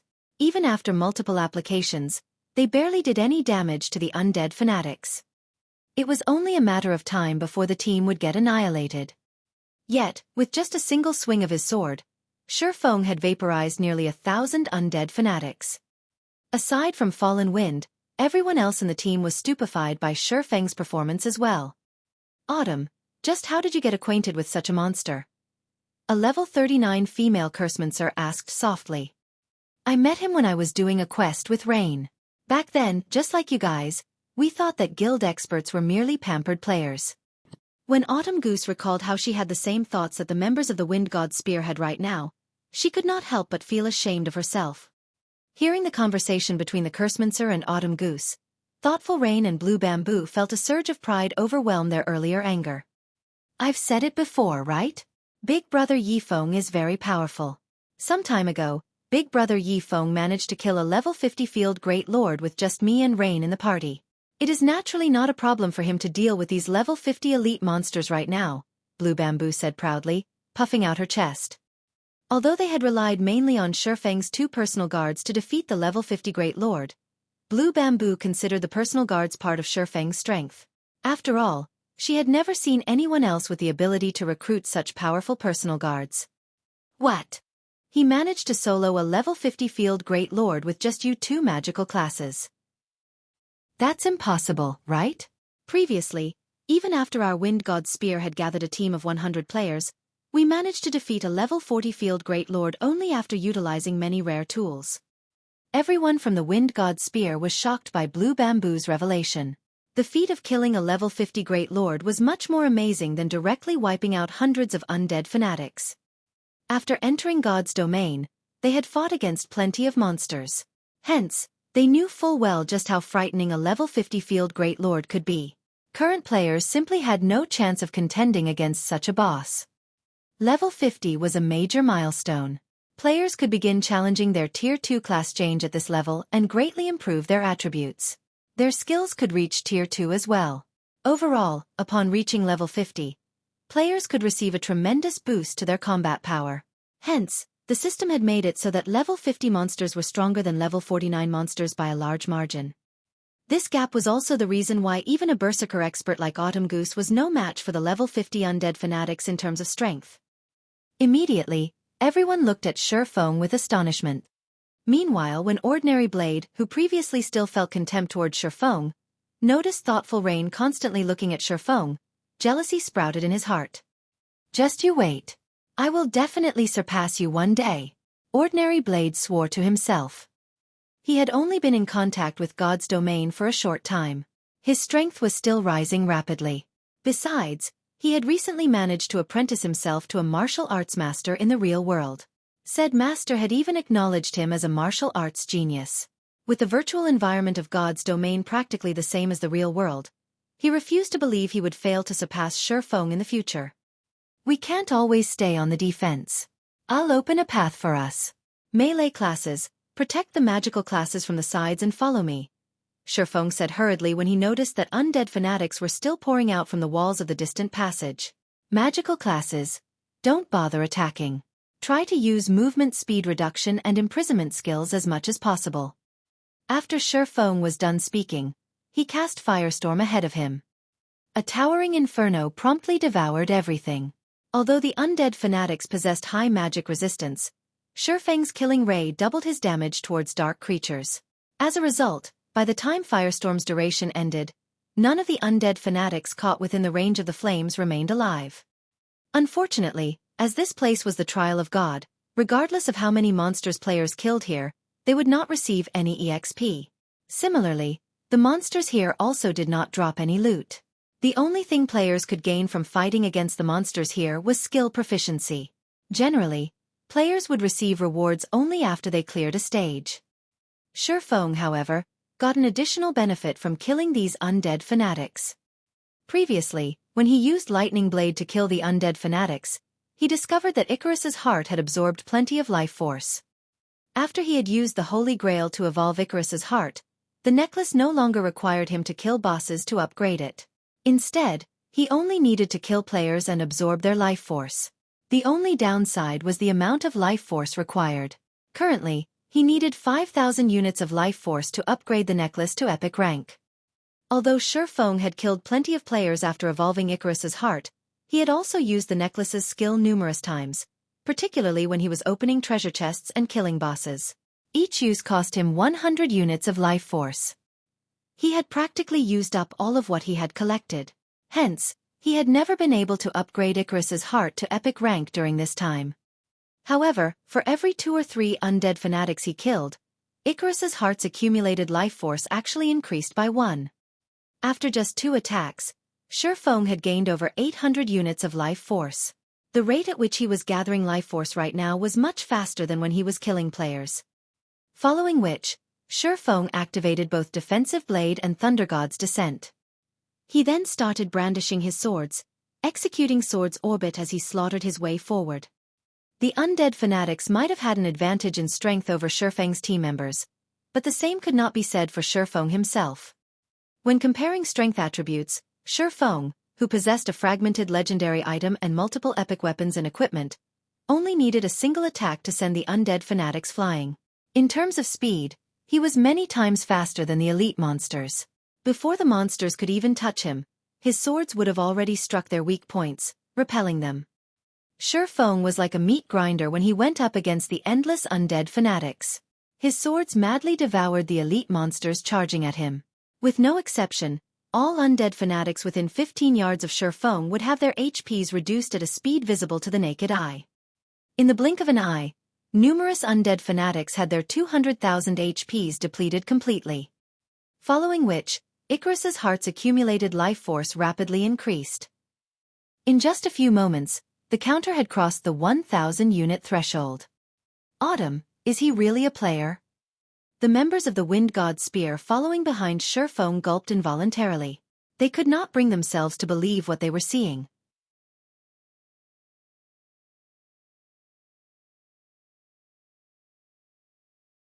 Chapter 994. Rising to Epic. Everyone had already seen for themselves just how strong Xueqi's basic attributes were. Even the level 50 undead fanatics were no match for him in terms of strength. He could easily send the elites flying with a casual attack. However, being able to make it so that not a single monster could get within 10 yards of himself was impossible just by relying on attributes. Combat techniques and experience played important roles as well. While players could improve their basic attributes through equipment upgrades, combat techniques and experience could not be easily improved. This was also the Wind God's Spear's greatest point of pride. The various large guilds were all busy raiding dungeons to upgrade their weapons and equipment. They did not place much attention on improving their techniques and accumulating combat experience. Hence, the Wind God's Spear would manage to safely break away the encirclement of the Dark Knight Empire's various large guilds time after time, and continue existing with relative ease until now. Previously, when the members of the Wind God's Spear witnessed Xueqi killing hundreds of undead fanatics with one attack before, the most they felt was shock. After all, that was something he achieved through relying on powerful items and skills. However, now that Xueqi was using an inconceivable combat technique to slaughter the elite monsters, the feeling everyone felt when they looked at Xueqi was no longer that of shock but admiration and worship, instead. Many members on the team had already become deeply mesmerized by the sword's orbit. If not for the undead fanatics constantly charging at them, they would definitely place all their attention on observing Xueqi's technique. With such a sword technique, I'm afraid that even one sword of the 8 sword heroes can't compare to him. When Fallen Wind looked at Xueqi, his eyes blazed with the urge to fight. In the entire Dark Knight Empire, The number of experts that received his acknowledgement could be counted with his fingers. Among them, one sword, whom the secret pavilion had dubbed one of the 8 sword heroes, was someone Fallen Wind admired greatly. Now, the number of people he admired had increased by one more. If not for the undead fanatics, he really would have wished to fight Xueqi to his heart's content. If he keeps on using such a powerful combat technique, will his stamina and concentration be able to handle it? Autumn Goose asked somewhat worriedly as she looked at Xueqi. She was not an ordinary player. Previously, when she had gone up against the encirclement of the Dark Knight Empire's various large guilds, she had also encountered players wielding special combat techniques. While these special combat techniques were indeed powerful, they also had a fatal flaw: they were extremely taxing to use. Utilizing a special combat technique was akin to sprinting all out. The burden it placed on a person's stamina and concentration was many times greater than jogging. In God's domain, even if players only had 1 HP remaining, they could still move freely so long as they did not receive heavy injuries. However, when players' stamina and concentration fell below a certain level, they would no longer be able to enter combat. If Xueqi exhausted his stamina and concentration right now, the consequences would be unimaginable. In reality, however, Autumn Goose's concerns about Xueqi were unnecessary. While Sword's orbit did indeed place a huge burden on Xueqi's stamina, the technique's consumption of concentration was minimal. Moreover, before using Sword's orbit to defend against these undead fanatics, Xueqi had already activated the basic Tyrant title, increasing his fortitude by 30, maximum stamina by 20%, and all basic attributes by 5%. The additional 30 fortitude reduced his stamina and concentration consumption significantly. Coupled with the increase to his maximum stamina, Xueqi could persist for much longer than Autumn Goose thought. Moreover, even if Xueqi's current stamina and concentration could not last him until they reached the distant temple, he still possessed the Blood Refining Stone. The Blood Refining Stone was something he obtained from the Blood Refining Passage. It could absorb the life force of powerful monsters and turn this into blood energy. He could use every 100 points of blood energy he accumulated to produce a drop of life essence. When consumed, the life essence could increase a player's stamina and concentration recovery speed rapidly for 2 hours. Moreover, the effects were stackable up to 3 times. This was an item Xueqi always kept on his person. Although not every elite or above monster provided him with blood energy, after long periods of accumulation, he now had 827 drops of life essence. He did not need to worry about running out of stamina and concentration anytime soon. Time passed quickly. Whenever everyone thought that Xueqi's stamina would not hold up, Xueqi would consume life essence. However, the recovery speed provided by a single drop was not enough. Only after consuming 3 drops would his recovery speed exceed his consumption speed. As Xueqi continued slaughtering the undead fanatics, the amount of life force Icarus's heart accumulated increased rapidly.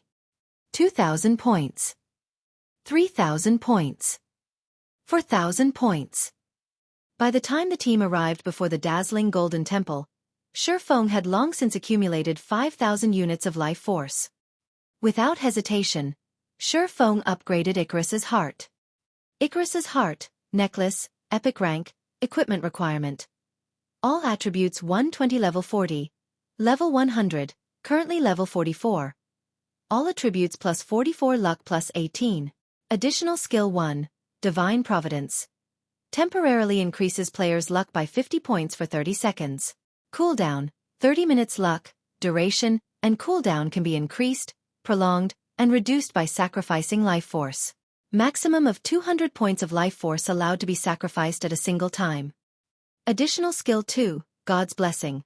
Forcefully upgrades all lifestyle classes learned by the user by 1 rank, up to a maximum of Master rank, for 1 hour. Cooldown, 5 hours duration and cooldown can be increased, prolonged, and reduced by sacrificing life force. Maximum of 500 points of life force allowed to be sacrificed at a single time. Passive skill Life Storage. Player can accumulate up to 10,000 units of life force. Current amount, 0/10,000. Xueqi was momentarily stunned when he saw the improved attributes of the epic-ranked Icarus's heart. Although Icarus's heart did not receive much of an improvement in terms of basic attributes, it was definitely a godly item all players would want to have. Setting aside the increased luck attribute Icarus's heart provided, Just the necklace's ability to forcibly upgrade a lifestyle class's rank could easily skyrocket a lifestyle player's worth. Particularly during this period when lifestyle players were still low-leveled, being able to upgrade an advanced lifestyle player to the master rank, even if it was only for 1 hour a day, would help a trading firm massively. Currently, Xueqi could not help but wish he could fly back to the candlelight trading firm right this instant. Unfortunately, he first needed to clear the trial of God. When everyone arrived before the temple, they were still thinking of a way to shake off the undead fanatics' pursuit. However, once everyone entered the main hall of the temple, the mob of undead fanatics suddenly transformed into mists of blood before vanishing into nothingness. There were no signs that those monsters had ever existed. Are we safe? Blue Bamboo looked at her surroundings. After failing to find even a single undead fanatic in the vicinity, she automatically breathed out a sigh of relief. Had the battle dragged on any longer, her mana would have definitely run out. Before, in order to keep everyone's HPs above a safe margin, she had never once stopped casting her healing spells. On their way to this temple, she had consumed over a stack of intermediate mana recovery potions. Not only were intermediate mana recovery potions expensive on the market right now, but their supply was also very low. The ones that appeared in trading firms or auction houses would sell out almost instantly. After all, mana was the second life of magical classes. Without mana, magical classes were no different from rubbish. Hence, those who played a magical class would always carry around 3 or 4 bottles of basic or intermediate mana recovery potion at the very least. She had obtained these intermediate mana recovery potions using the guild contribution points she had earned with great difficulty. Now, however, she had used up half of her stockpile in just this short time. Truly a disheartening situation. Just when everyone thought that they were finally safe and could obtain the 7-colored treasure chest sitting atop the towering altar located at the very back of the main hall, the steps of the staircase leading up to the altar suddenly released red beams of light, which then formed into 3-meter-tall, fully armored undead guardians. Undead Guardian, Dark Creature, Chieftain, Level 50 HP 2, 400, 000/tube, 400, 000. Although there were only several hundred undead guardians standing on the staircase, a far cry from the endless flood of undead fanatics from before, everyone could clearly sense that these undead guardians were many times more powerful than those elite monsters. Currently, 3 undead guardians stood on each step of the staircase, and if the team attempted to lure any one of the chieftains, no doubt the other 2 undead guardians would follow. In other words, the team had to go up against 3 undead guardians simultaneously at the very least. Their team's average level was 10 levels lower than the undead guardians. In addition, each level 50 undead guardian could most likely rival a level 40 High Lord in strength. Only their HPs were lower. With so few players on the team, going up against 3 level 40 High Lords at the same time would be extremely difficult. It seems we won't be able to clear this stage without defeating those guardians, Xueqi said. He could not help but wet his lips as he looked at the 7-colored treasure chest sitting atop the staircase. This was not his first time challenging a trial of God. However, having a lucrative reward like the 7-colored treasure chest appearing in the first stage of the trial was definitely a first for him.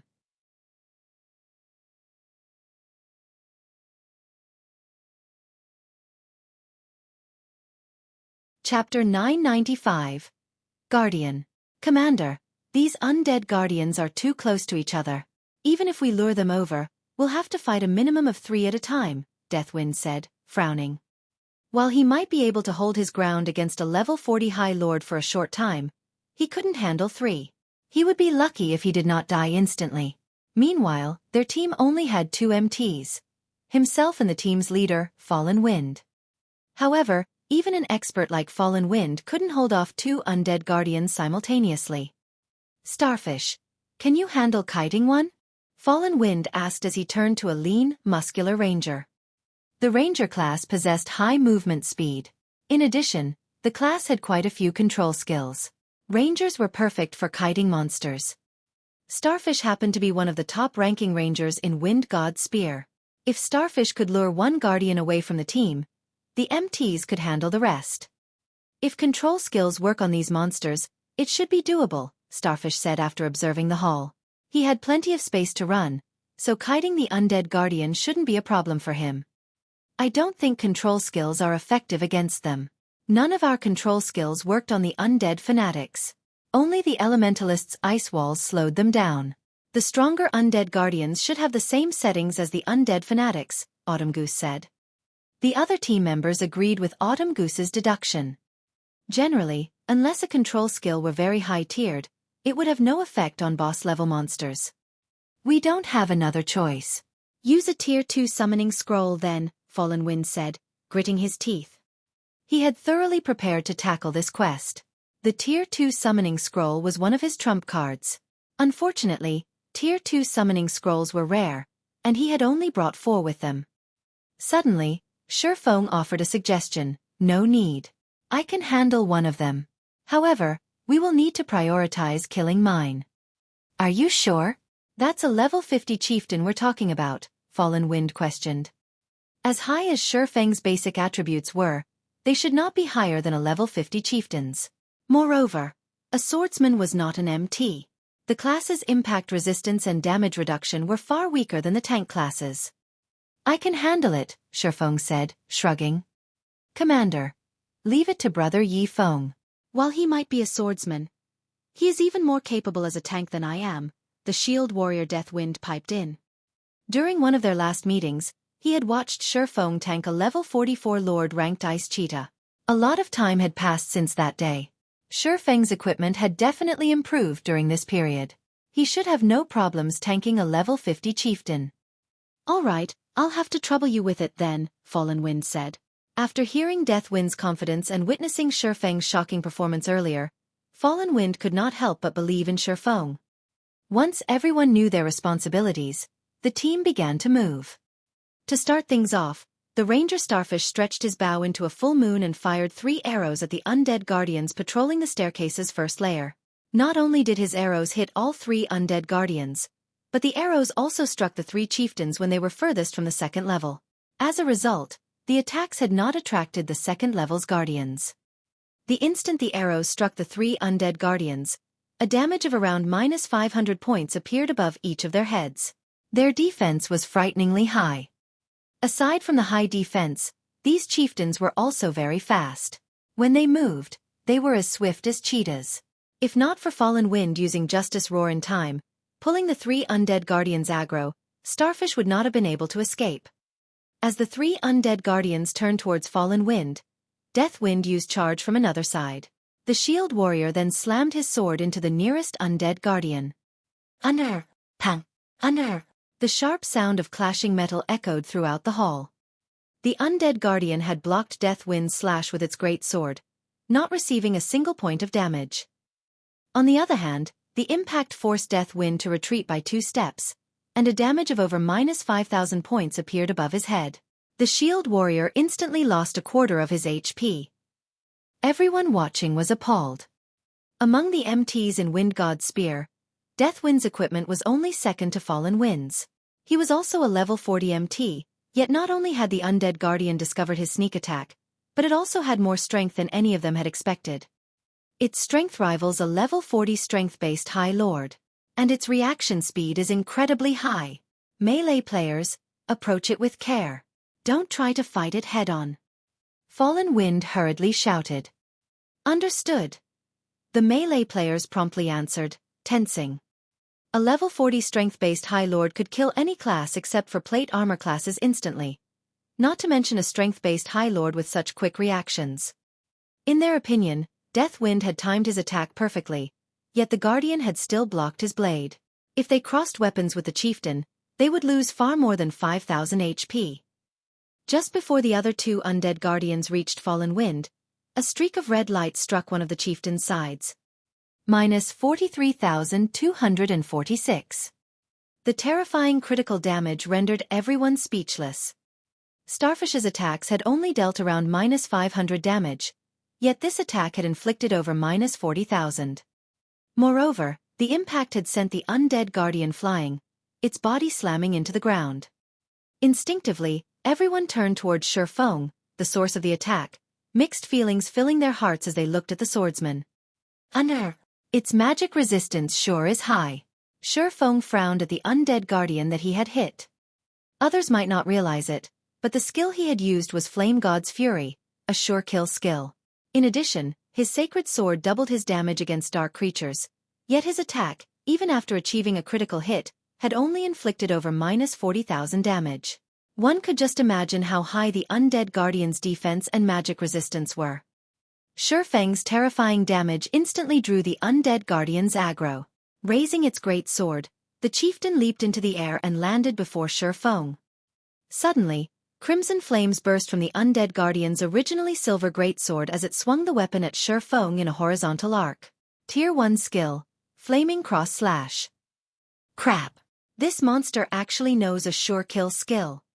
Seeing the towering pillar of fire, the other players realized that this was many times stronger than the berserker's flame slash. They could see how much range the attack had from the height of the flames. This attack was impossible to dodge. Coupling this skill with the undead guardian's horrific strength, even an MT like Fallen Wind would be hard-pressed to survive the attack. You want to compare brute force? Xueqi chuckled. He then activated Flame Burst. Suddenly, the sacred sword in Xueqi's hand released a blinding light. As if he wielded a miniature sun, he swung Killing Ray at the incoming pillar of fire violently.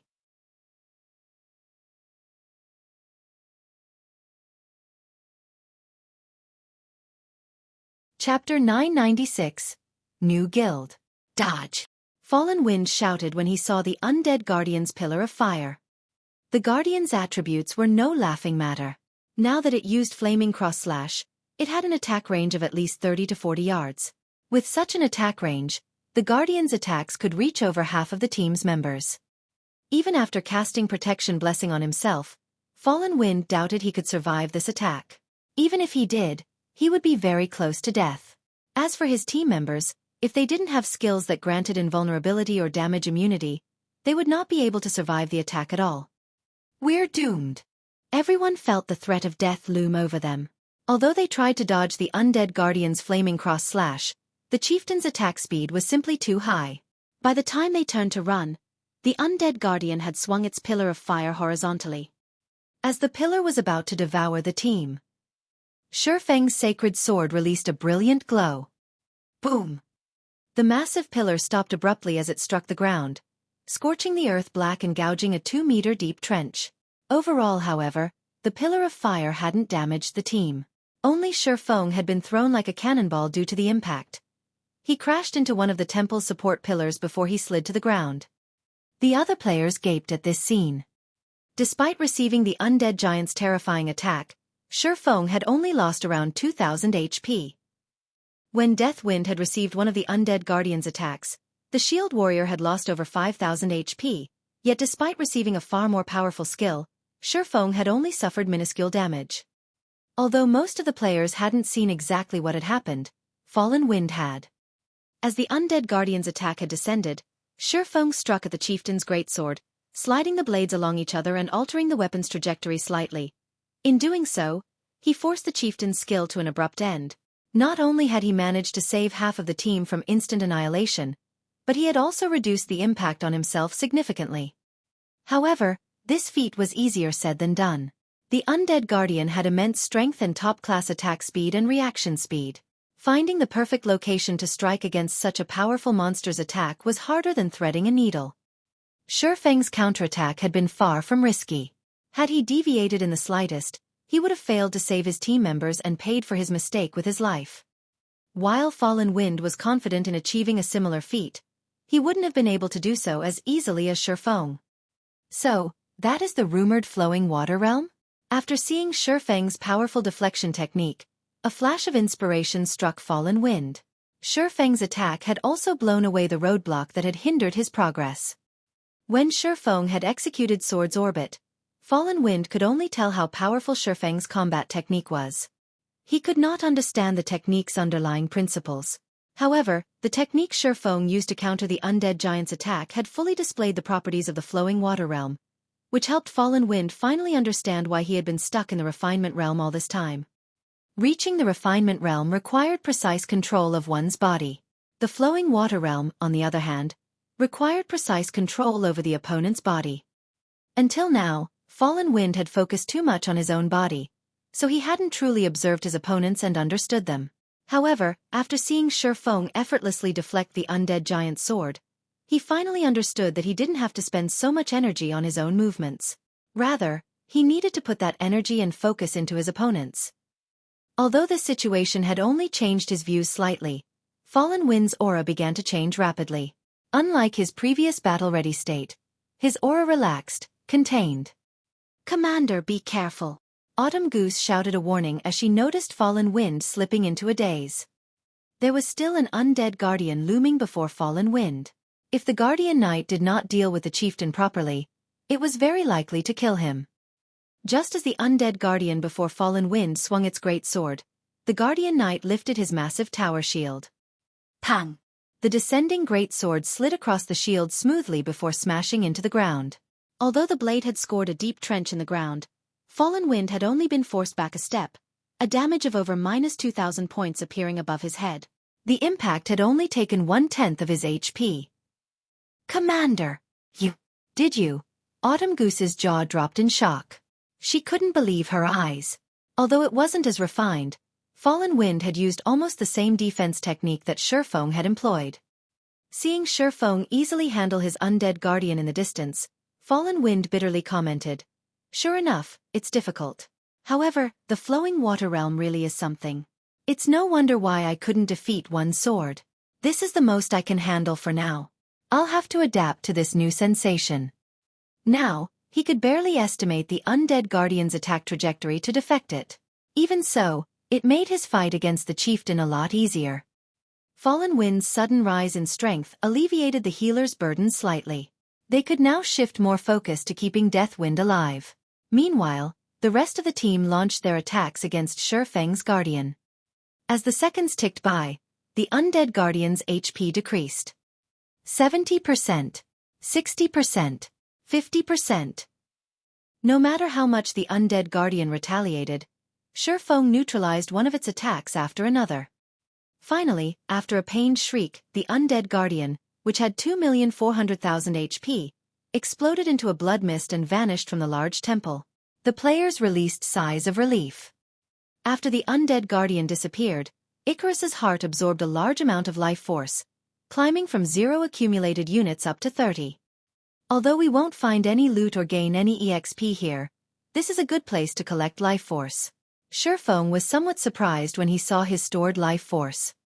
After Icarus's heart had risen to epic rank, its description no longer stated whether life force could be collected from players or monsters. It simply stated that it was capable of storing life force. In other words, he should be able to gain life force from both. Unfortunately, it was unlikely that he would gain anything from lower-level players and monsters.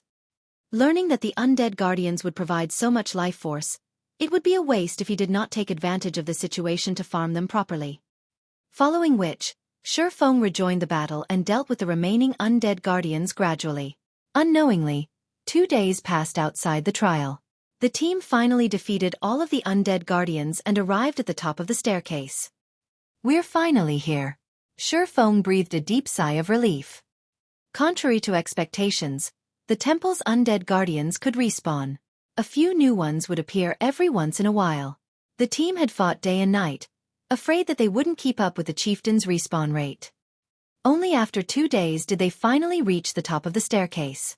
Unknowingly, Xueqi had also filled his life force storage. Once he returned to the candlelight trading firm, even forging the magic light set equipment would be a trifling task. Meanwhile, God's domain had undergone massive changes. Particularly in Star Moon Kingdom, something had happened that had shocked the entire kingdom. The first-rate guild Ouroboros officially disbanded, and a new guild had absorbed its members. This new guild was called Blackwater. Furthermore, as the Blackwater Guild appeared before the public, for second-rate guilds and over a dozen third-rate guilds merged with Blackwater. Blackwater had also formed a strategic alliance with Heaven's Burial and declared all-out war against Zero Wing.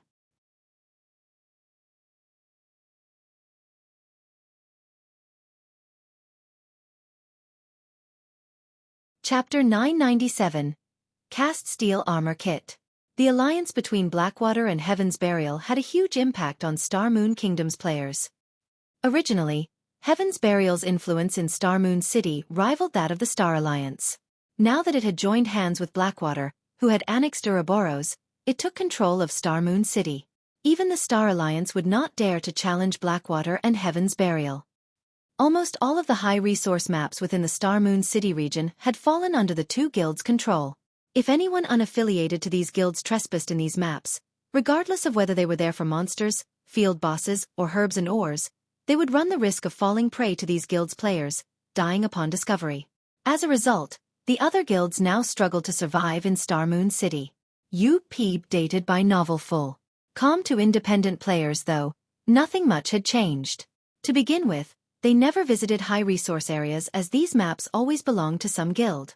Normal leveling spots were their bread and butter. Moreover, even if Heaven's Burial and Blackwater had joined hands, the two guilds wouldn't have enough manpower to occupy every map. The various large guilds were trying to monopolize high-resource areas because they could send their members there to level quickly, maintaining their level advantage. At the same time, they could harvest plenty of raw materials. Large guilds had no interest in monopolizing normal areas. Aside from obtaining Ouroboros, the Blackwater Guild had annexed many other large guilds as well. In one night, Blackwater had taken control of nearly 30 NPC cities in Star Moon Kingdom.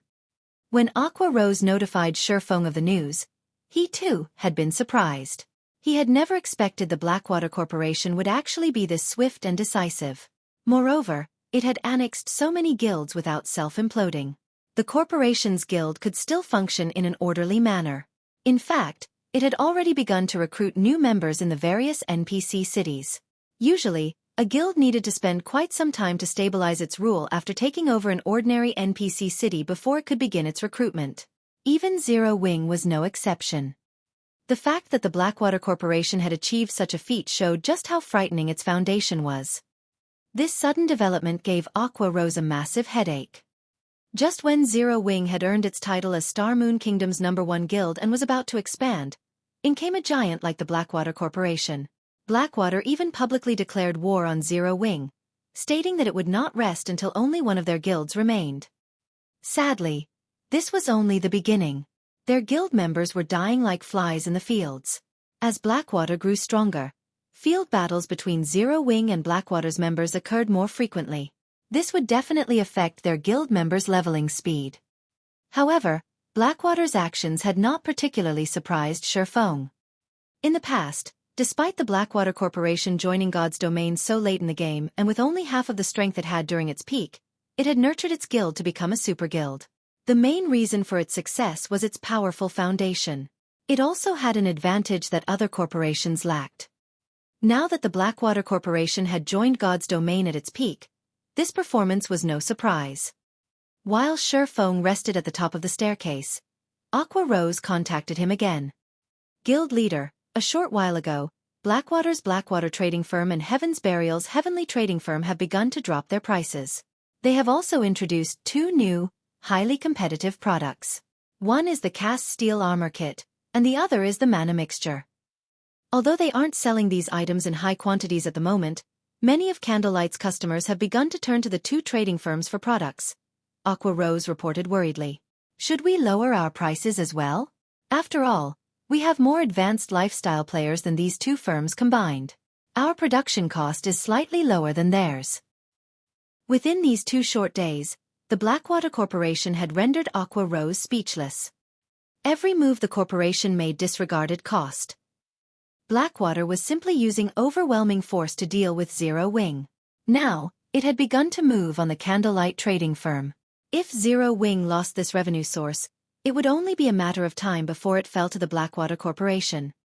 Now that she was in this predicament, Aqua Rose had to admit that, while guilds with starting capital were amazing, guilds with both strength and capital were incredible. Blackwater even produced its own armor kit and potion. Even the Candlelight trading firm's advanced lifestyle players hadn't accomplished this.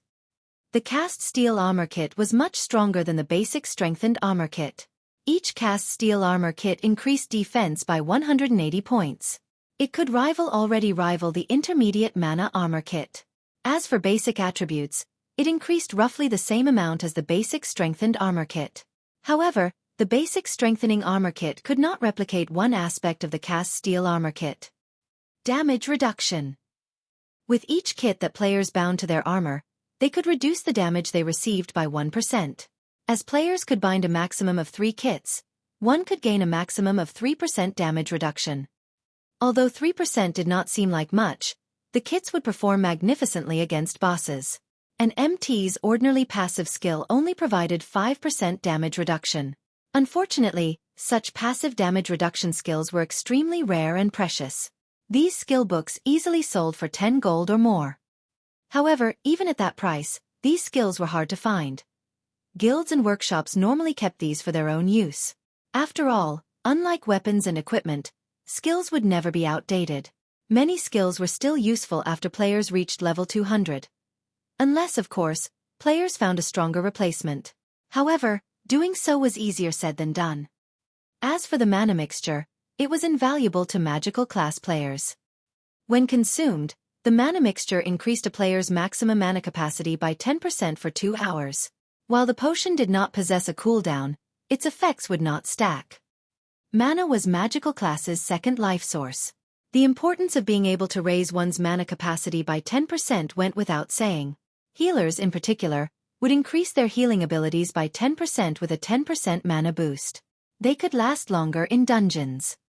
With the revelation of these two products, Candlelight instantly lost nearly half of its customers. The Candlelight trading firm wasn't worried about a price war. The two exclusive products, however, posed a huge threat.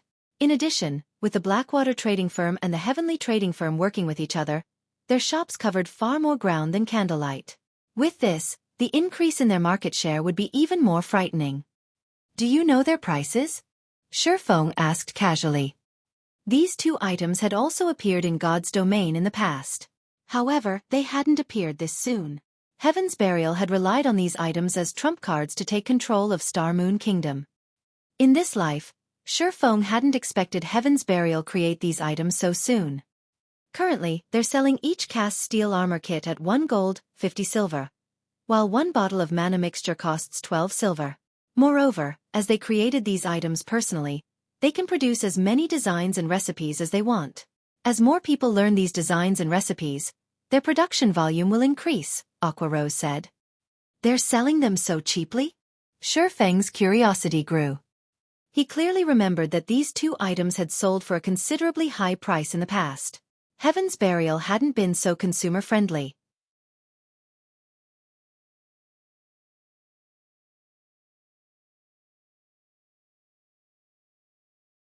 Chapter 998.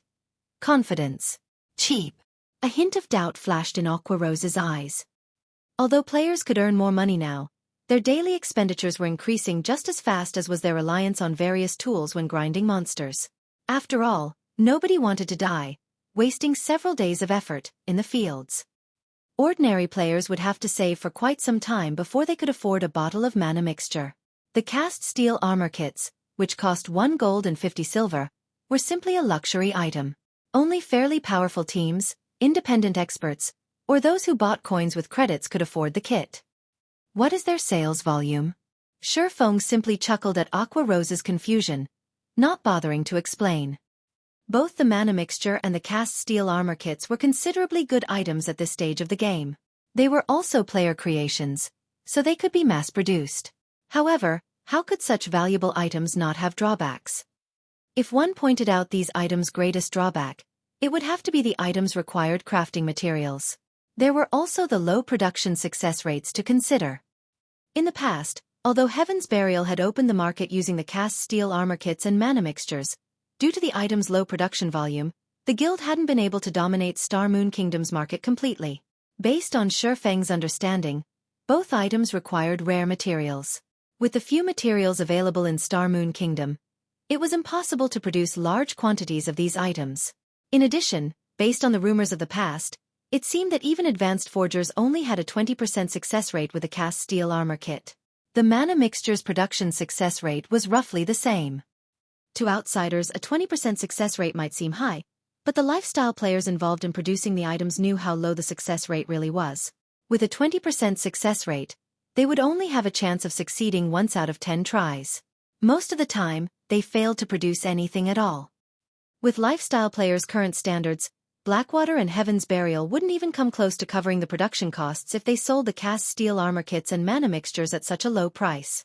In fact, for every item they sold, the firms took a major loss.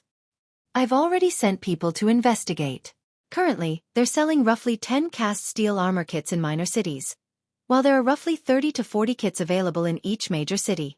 It's the same case for the mana mixture.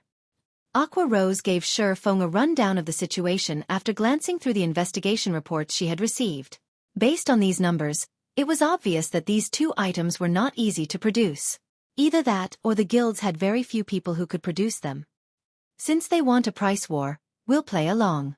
Reduce the price on everything except for the light stones. Lower our prices to match theirs. Xueqi chuckled. Although the candlelight trading firm had earned plenty from the basic strengthened armor kits and mana armor kits, the light stones, which were essential items that could be produced in large quantities, were the main reason for Candlelight's position as Star Moon Kingdom's #1 trading firm. The total profits from their other items was just slightly more than what the firm earned from the light stones. Meanwhile, the designs for light stones mainly dropped around the level 50 large-scale team dungeon, the Towers of Death. Current guild players had not reached that area yet, so no one else had gotten their hands on the light stone forging designs. Due to its affordability, the light stones had a competitive edge. Unless the two trading firms got their hands on the light stone forging design or an exclusive product that they could mass-produce, Candlelight's position would be hard to shake. Furthermore, the Candlelight trading firm was no longer Zero Wing's main revenue source. Now, the guild relied on the teleportations houses leading to the Twin Towers Kingdom. Due to the monster repellent scroll, monsters tried to invade Raven's town more frequently, now invading the town once per day.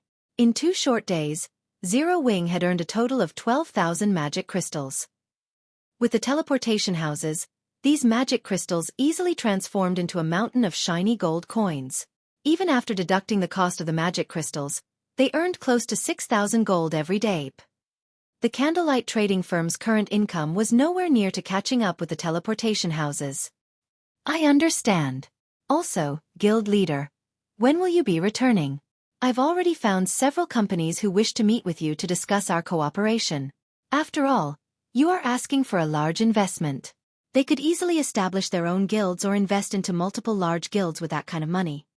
They're also not very optimistic about Star Moon Kingdom's current state of affairs.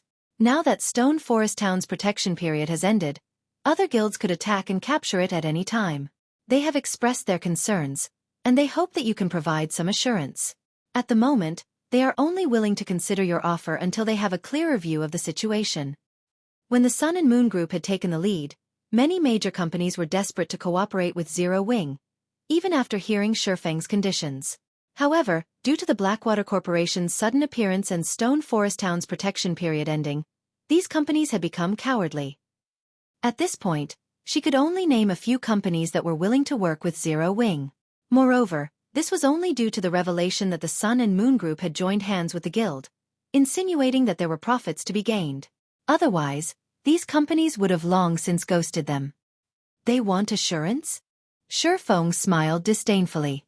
Sternly, he commanded, tell them this. If you want me to reassure you, sure, but you must sign the cooperation agreement first.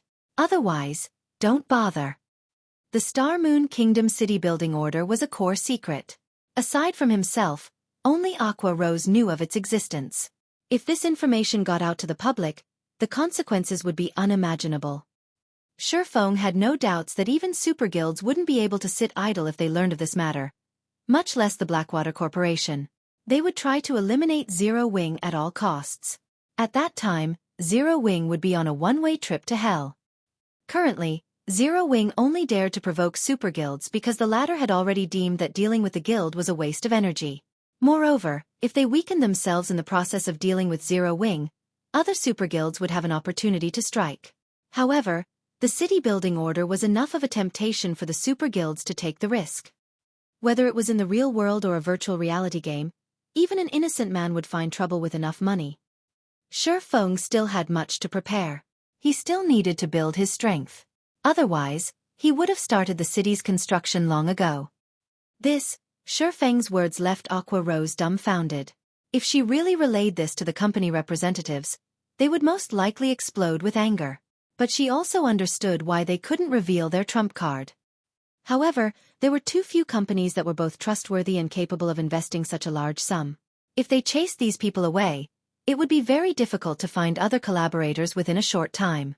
After all, Star Moon Kingdom's situation had changed. Don't worry about it. Just tell them, Xueqi said, shaking his head. If it didn't work out, he'd find someone else to work with. All right then. I'll contact them right away, Aqua Rose said, sighing. She had to admit that Blackwater's timing was truly horrendous. Had the corporation established its guild a few days later, Zero Wing would be in this predicament. Following which, Aqua Rose contacted the representatives of the several major companies. Inside a certain high-class restaurant's VIP room. Miss Aqua, our companies understand your current predicament. Hence we have thought of another method. If Zero Wing is willing to hand over 60% of its shares to our management, our companies will invest 2 billion credits. What do you think? A tall, thin man proposed. The upper echelons of the other companies nodded their agreement. With the Blackwater Corporation's sudden appearance, Zero Wing wasn't as attractive as it had been.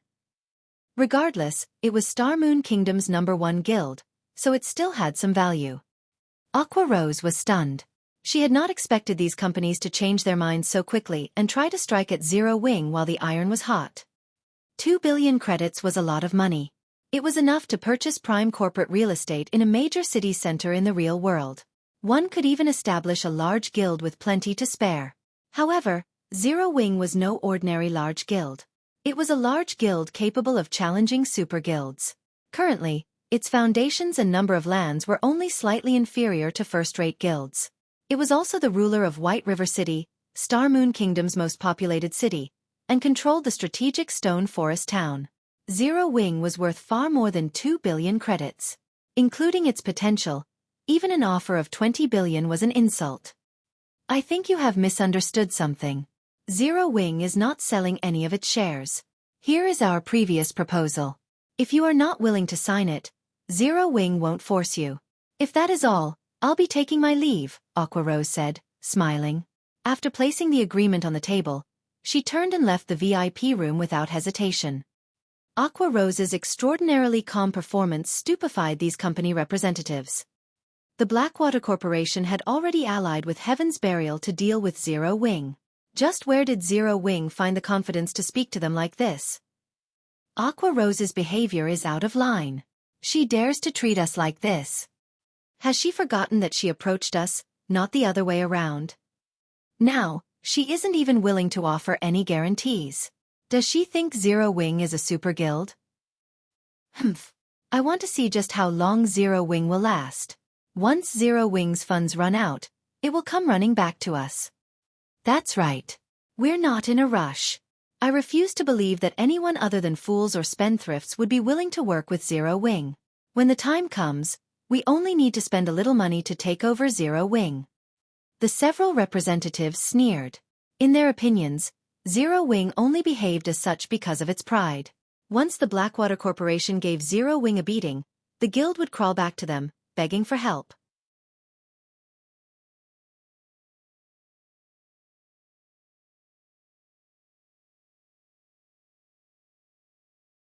Chapter 999. Divine Treasure Chest.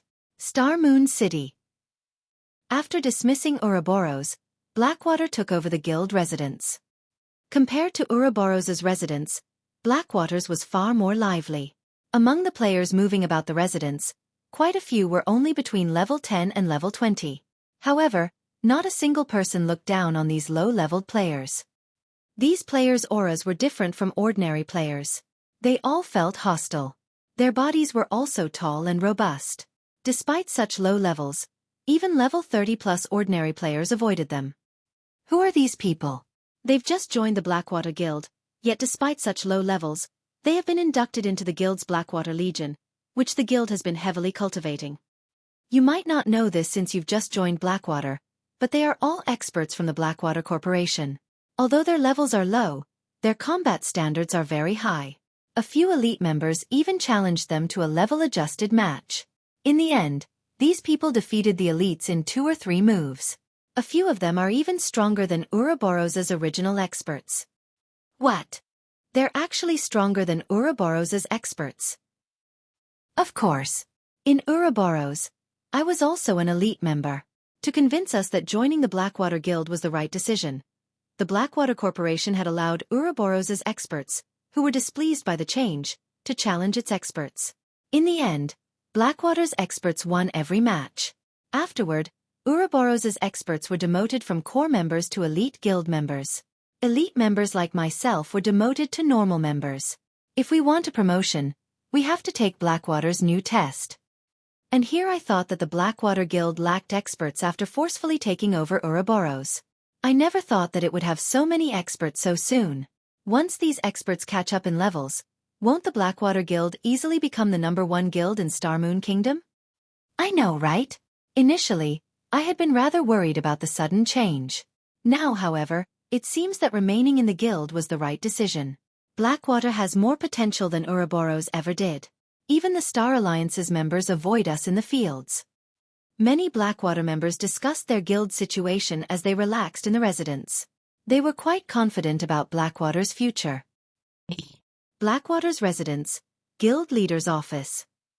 Entering the Guild Leader's office, the bald middle-aged man greeted Abandoned Wave respectfully before reporting. Guild Leader, there's movement in Zero Wing. Aside from the Lightstones, they've lowered their prices to match ours. Moreover, not long ago, I've received news that discussions between Zero Wing's Vice Guild Leader, Aqua Rose, and several major companies have failed. With this, Zero Wing won't receive any major funding. Only the Sun and Moon Group remains a problem. There is nothing to worry about with the Sun and Moon Group. They have their hands full with Twilight Echo. Furthermore, now that more players are reaching level 40, guilds are in urgent need of funds to supply their members with mounts. Sun and Moon doesn't have much to spare for Zero Wing. What we need to focus on now is exhausting Zero Wing's funds and forcing the guild to take the first swing. After that, we will deal Zero Wing a fatal blow. Abandoned Wave laughed. He then asked, how is the material delivery going? The Dragon Phoenix Pavilion has already sent the materials. They will last us a relatively long time. In addition, the pavilion sent an additional 20 advanced lifestyle players, stating that these people can help us mass-produce the cast steel armor kits and mana mixtures. Should I reject their offer? The bald man asked. No need. Isn't it just a few designs and recipes? They can have them. It won't affect our operations in any way. In fact, I have been trying to figure out how to obtain more advanced lifestyle players. Blood Dragon is simply helping the Blackwater trading firm. With this, it will be much easier for the Blackwater trading firm to corner more of Starmoon Kingdom's market. Abandoned Wave shook his head and laughed coldly. However, we can't let the pavilion learn those designs and recipes for nothing. Have the pavilion sign an agreement. After learning the designs and recipes, they have to remove Zero Wing's branch guild from Lakeheart City immediately. I don't want Zero Wing to have any chance of making a comeback. Understood.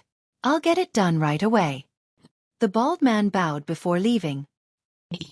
Inside the Trial of God's temple, Shurfeng and the players from Wind God's Spear were trying to think of a way to deal with the undead commander that had suddenly appeared before the 7-colored treasure chest. The undead commander wore exquisite golden armor. 2 long swords radiating cold area hung from the commander's waist. Despite standing quite a distance away from the undead commander, the team members could feel the chill from the 2 swords. As long as the team came within 100 yards of the undead commander, they immediately gained the debuff Chilling Field, which reduced their movement speeds by 50% and their attributes by 20%. In addition, their stamina consumption and the frost damage they received doubled.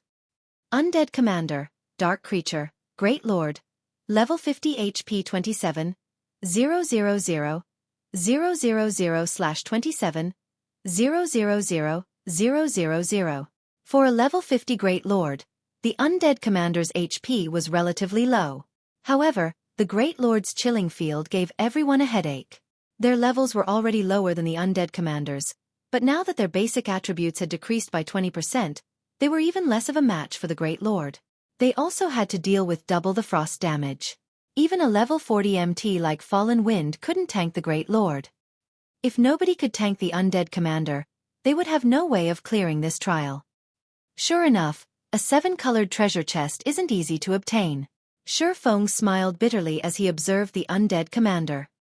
In the Trial of God, every stage would provide rewards. This reward came in the form of treasure chests.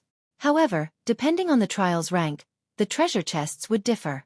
Generally, the best that would appear in a 4-colored trial was a 5-colored treasure chest. The best in a 6-colored trial would be a 7-colored chest. Based on rumors Xueqi had heard, a 7-colored trial's top reward was a yin yang treasure chest, also known as the Divine Treasure Chest. According to the official forums, the Divine Treasure Chest was even superior to a legendary treasure chest. Unfortunately, no one had ever managed to open a Divine Treasure Chest, even after a decade in God's domain. The 7-colored treasure chest before him was definitely the highest-ranking treasure chest Xueqi had ever encountered. Commander, should we use a Tier 2 summoning scroll and give it a try? Autumn Goose suggested as she watched the 3-meter-tall Great Lord. No matter how she thought about it, they could not handle the undead commander without a Tier 2 summoned creature. With their current level, the Tier 2 creature they summoned would also be level 50. In other words, they would have a level 50 Lord tank. Although she did not think that a Lord could survive against the undead commander for long, they had 4 Tier 2 summoning scrolls. Fortunately, if they died here, they wouldn't lose an entire level like they would in the outside world. Like dungeons, they would only lose 10% experience if they died in the trial of God. They could afford to try. I guess that's our only choice. I'll use the summoned creature to test the undead commander's strength first. If it seems doable, we'll start the raid immediately, Fallen Wind said after giving it some thought. Otherwise, they would have to give up on the trial and pray for a lenient punishment.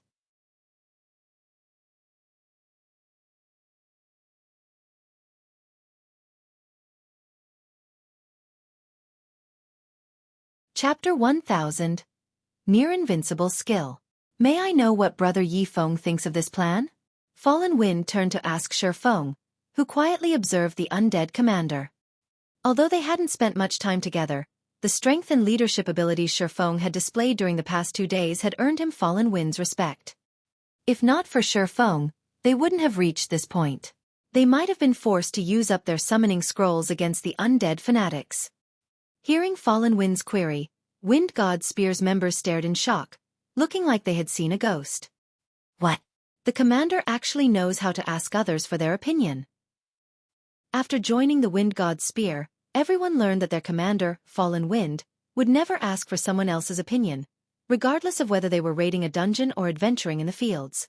He always found a solution by himself. However, when they thought about it, they saw nothing wrong with this situation. After all, none of them could compare to their commander's experience or abilities. In the entire Dark Knight Empire, Fallen Wind was famous for both his strength and leadership. Very few people in the Empire qualified to offer him guidance. However, it was reasonable that Fallen Wind would ask for Xueqi's opinion, given the strength the swordsman had displayed. After all, among the Dark Knight Empire's many experts, they could not think of one that was more capable than Xueqi. My opinion? Xueqi was also surprised. He hadn't expected Fallen Wind to ask this of him. After some thought, he answered, "We don't understand enough about the undead commander right now. It is best if we let the summoned creature fight the Great Lord until its last breath and collect as much information as we can. We will then draft up a raid plan. In any case, the trial of God doesn't have a time limit. Unfortunately, by doing so, we will be wasting a Tier 2 summoning scroll." The team members had mixed feelings about Xueqi's suggestion. After all, a Tier 2 summoning scroll was incredibly precious. Moreover, a Tier 2 summon creature would be helpful during the fight against the boss. "All right, let's do that, then. Everyone, step back," Fallen Wind said. While Fallen Wind also understood the value of a Tier 2 summoning scroll, his team members lacked leadership experience. Their considerations were short-sighted. They usually looked out for themselves and ignored the team's overall situation. They were not in a team dungeon. They could not afford to lose. If they disregarded the team's survival for a single Tier 2 summoning scroll, they might throw away their chance of clearing this stage. Although taking a risk and dying once might seem inconsequential, everyone had forgotten about a particular death penalty: the loss of equipment durability. They were trapped in the trial of God. Who knew how long they had to fight to clear the trial? The more deaths a player suffered, the faster their equipment's durability would run out. If their equipment's durability hit 0 midway through the trial, they would have to switch to weaker spares. How would they clear the trial of God then? After Fallen Wind finished speaking, He took out a golden magic scroll and activated it. Everyone immediately widened the distance between themselves and the undead commander. As for Xueqi, he too hid in a corner. The level 50 undead commander was foreign to him. If they charged into battle without analyzing the boss, they would easily team wipe. Without a doubt, sacrificing a tier 2 summoned creature to analyze the undead commander's combat style and skills was the best decision. Fallen Wind summoned a level 50 Lord ranked Thundercloud Tiger. Thundercloud Tiger, elemental creature, Lord, level 50 HP 9, 000, 000/9, 000, 000. The Thundercloud Tiger was much larger than the undead commander, standing well over 5 meters. Blue lightning arched around the tiger's body, giving it a very handsome and fierce appearance. Under Fallen Wind's command, the Thundercloud Tiger charged at the level 50 Great Lord. When the Thundercloud Tiger was within 40 yards, a greenish light glimmered in the Great Lord's eyes. Unlike its previous red glow, the undead commander's current gaze felt eerie and horrific. Moreover, the instant it opened its eyes, its chilling field expanded to 200 yards. The already cold temperature around it dropped further. Suddenly, the undead commander waved its hand. Icicles sprouted from the ground and pierced the Thundercloud Tiger's massive body, forcing a pained cry from the Lord. -32,814. -31,974. -32,427. The massive icicles dealt horrific damage. This scene sent chills down the players' spines.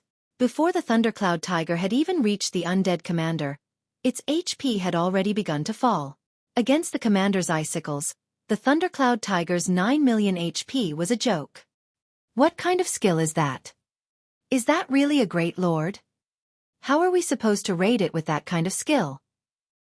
Fortunately, we're 300 yards away from it. If we hadn't moved, it would have killed it before we could fight back. Everyone was stupefied when they saw the icicles. How was this a dual sword-wielding boss? It was a magical turret with infinite ammunition. Anyone that rushed at it would be throwing their lives away. They doubted that they could even land a hit before the undead commander annihilated them. It's just a Great Lord, but it possesses a domain skill? Xueqi was shocked. Domain skills were extraordinarily rare. This held true for both players and monsters. Any monster that had learned a domain skill was practically invincible among the same level and tier. Unless they had a death wish, players should take the long way around such a monster. However, after giving it some thought, Xueqi realized that it wasn't unreasonable. The treasure chest before him was a 7-colored treasure chest. How could the final monster guarding it be a simple level 50 Great Lord? Fortunately, the Thundercloud Tiger had plenty of HP.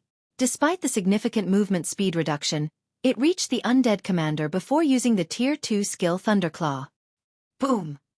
The Thundercloud Tiger's Thunderclaw struck an icicle that had suddenly appeared, shattering it. However, the undead commander, who stood behind the icicle, remained unharmed. The Great Lord hadn't even drawn its swords yet. It waved its hands gracefully before more icicles lanced into the Thundercloud Tiger. Although Fallen Wind controlled the Thundercloud Tiger to the best of his ability, launching one attack after another, the undead commander had no interest in fighting the Lord. It focused on evading the Thundercloud Tiger's attacks and using its icicles to deal damage. Very quickly, the Great Lord whittled down the Thundercloud Tiger's 9 million HP to a critical low. With no other choice, Fallen Wind cancelled the summoning and allowed the Thundercloud Tiger to disappear, dispelling the majority of the aggro he had on the Great Lord. As for the remaining aggro, he dealt with it swiftly by using an isolation scroll and the cleric's disperse spell. Once he dropped the undead commander's aggro, the Great Lord returned to its original position and reverted to its calm state. It is simply too powerful. Not only does it have such a powerful skill, but its intelligence is also high. Defeating it is impossible. The corners of Autumn Goose's mouth twitched as she stared at the motionless undead commander. Although she had seen more powerful monsters than the undead commander, this was the first time she had seen a boss with such an outrageous skill. If they did not have an appropriate method to cope with these icicles, they would have no hope of defeating the undead commander. Everyone began to consider giving up on the trial. Big Brother Yifeng, do you have any ideas? Are we really going to just give up? Blue Bamboo turned to Xueqi, who was in deep thought.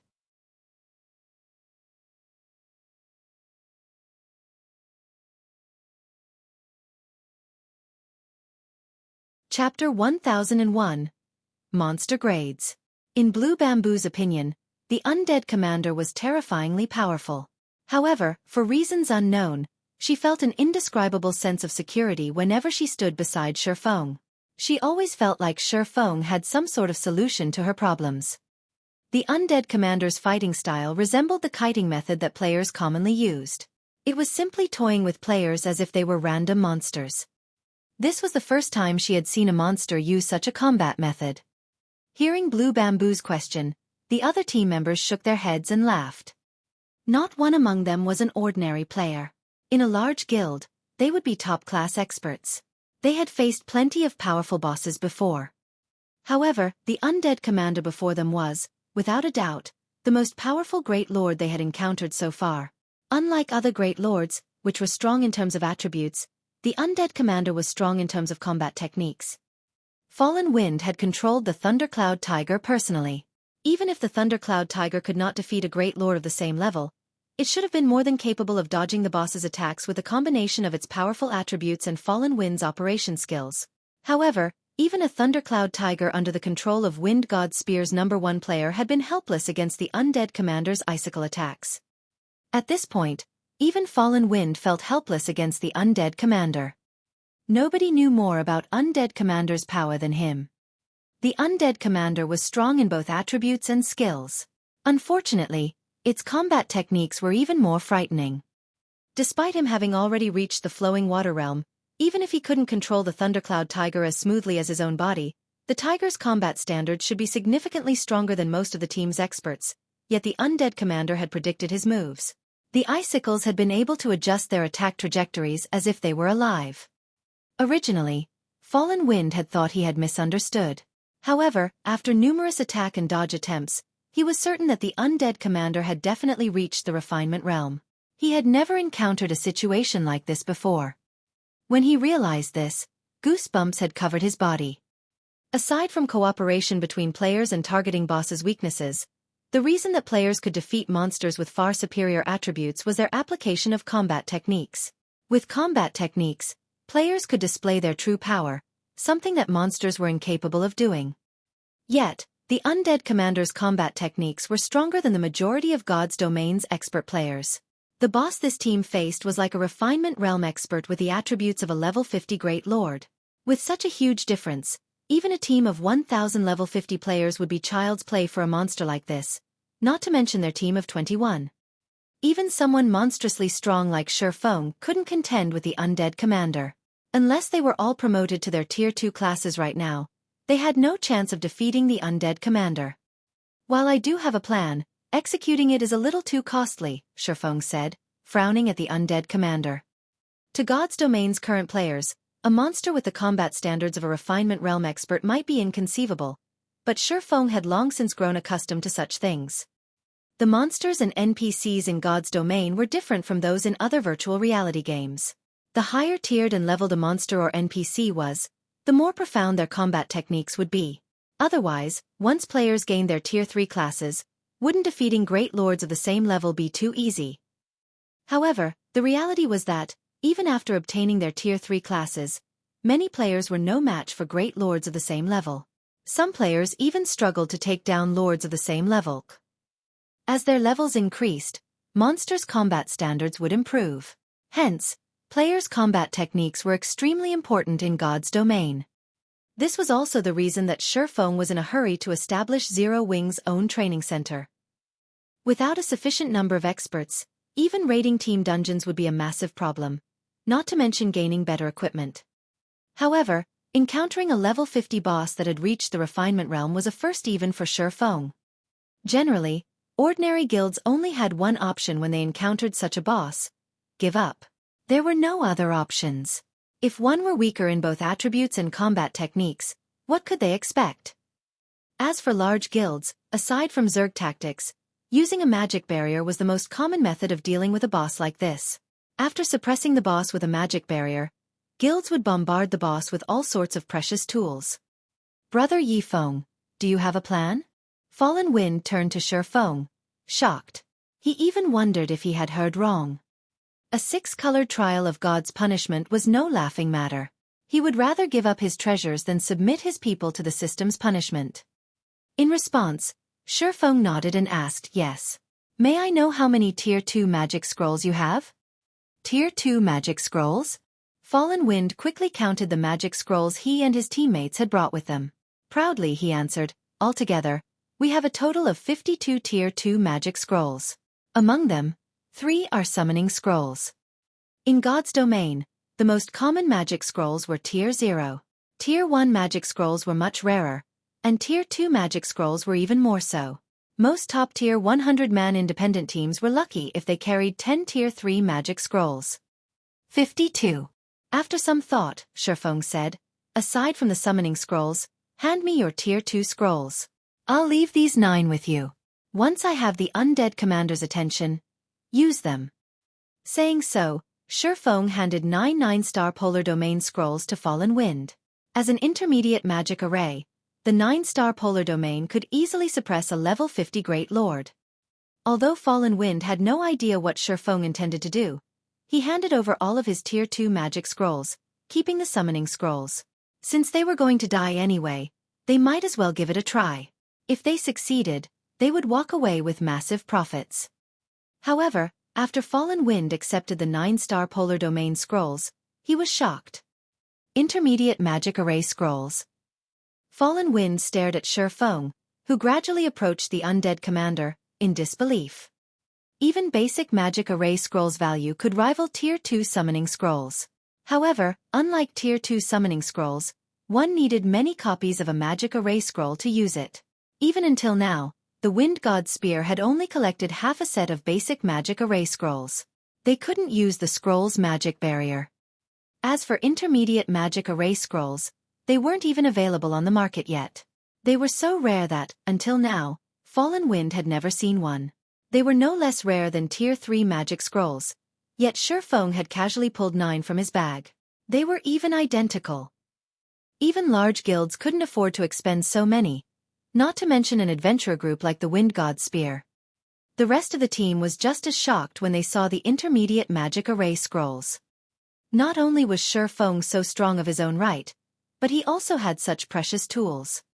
Following which, Fallen Wind distributed the 9-star polar domain scrolls to 9 of his team members. He then instructed them to spread out and stand ready. There is no need to be nervous. After I damage the undead commander, you guys need to close in. Once you reach the maximum range, wait for my command, Xueqi said in the team chat after confirming their positions. Understood. The 9 people relaxed when they heard Xueqi's calm and confident tone. Once everyone was ready, Xueqi activated Power of Darkness and Thunder God's Descent. He then transformed into a blur as he dashed towards the undead commander. He was so fast that, before anyone realized he was gone, he was within 50 yards of the undead commander.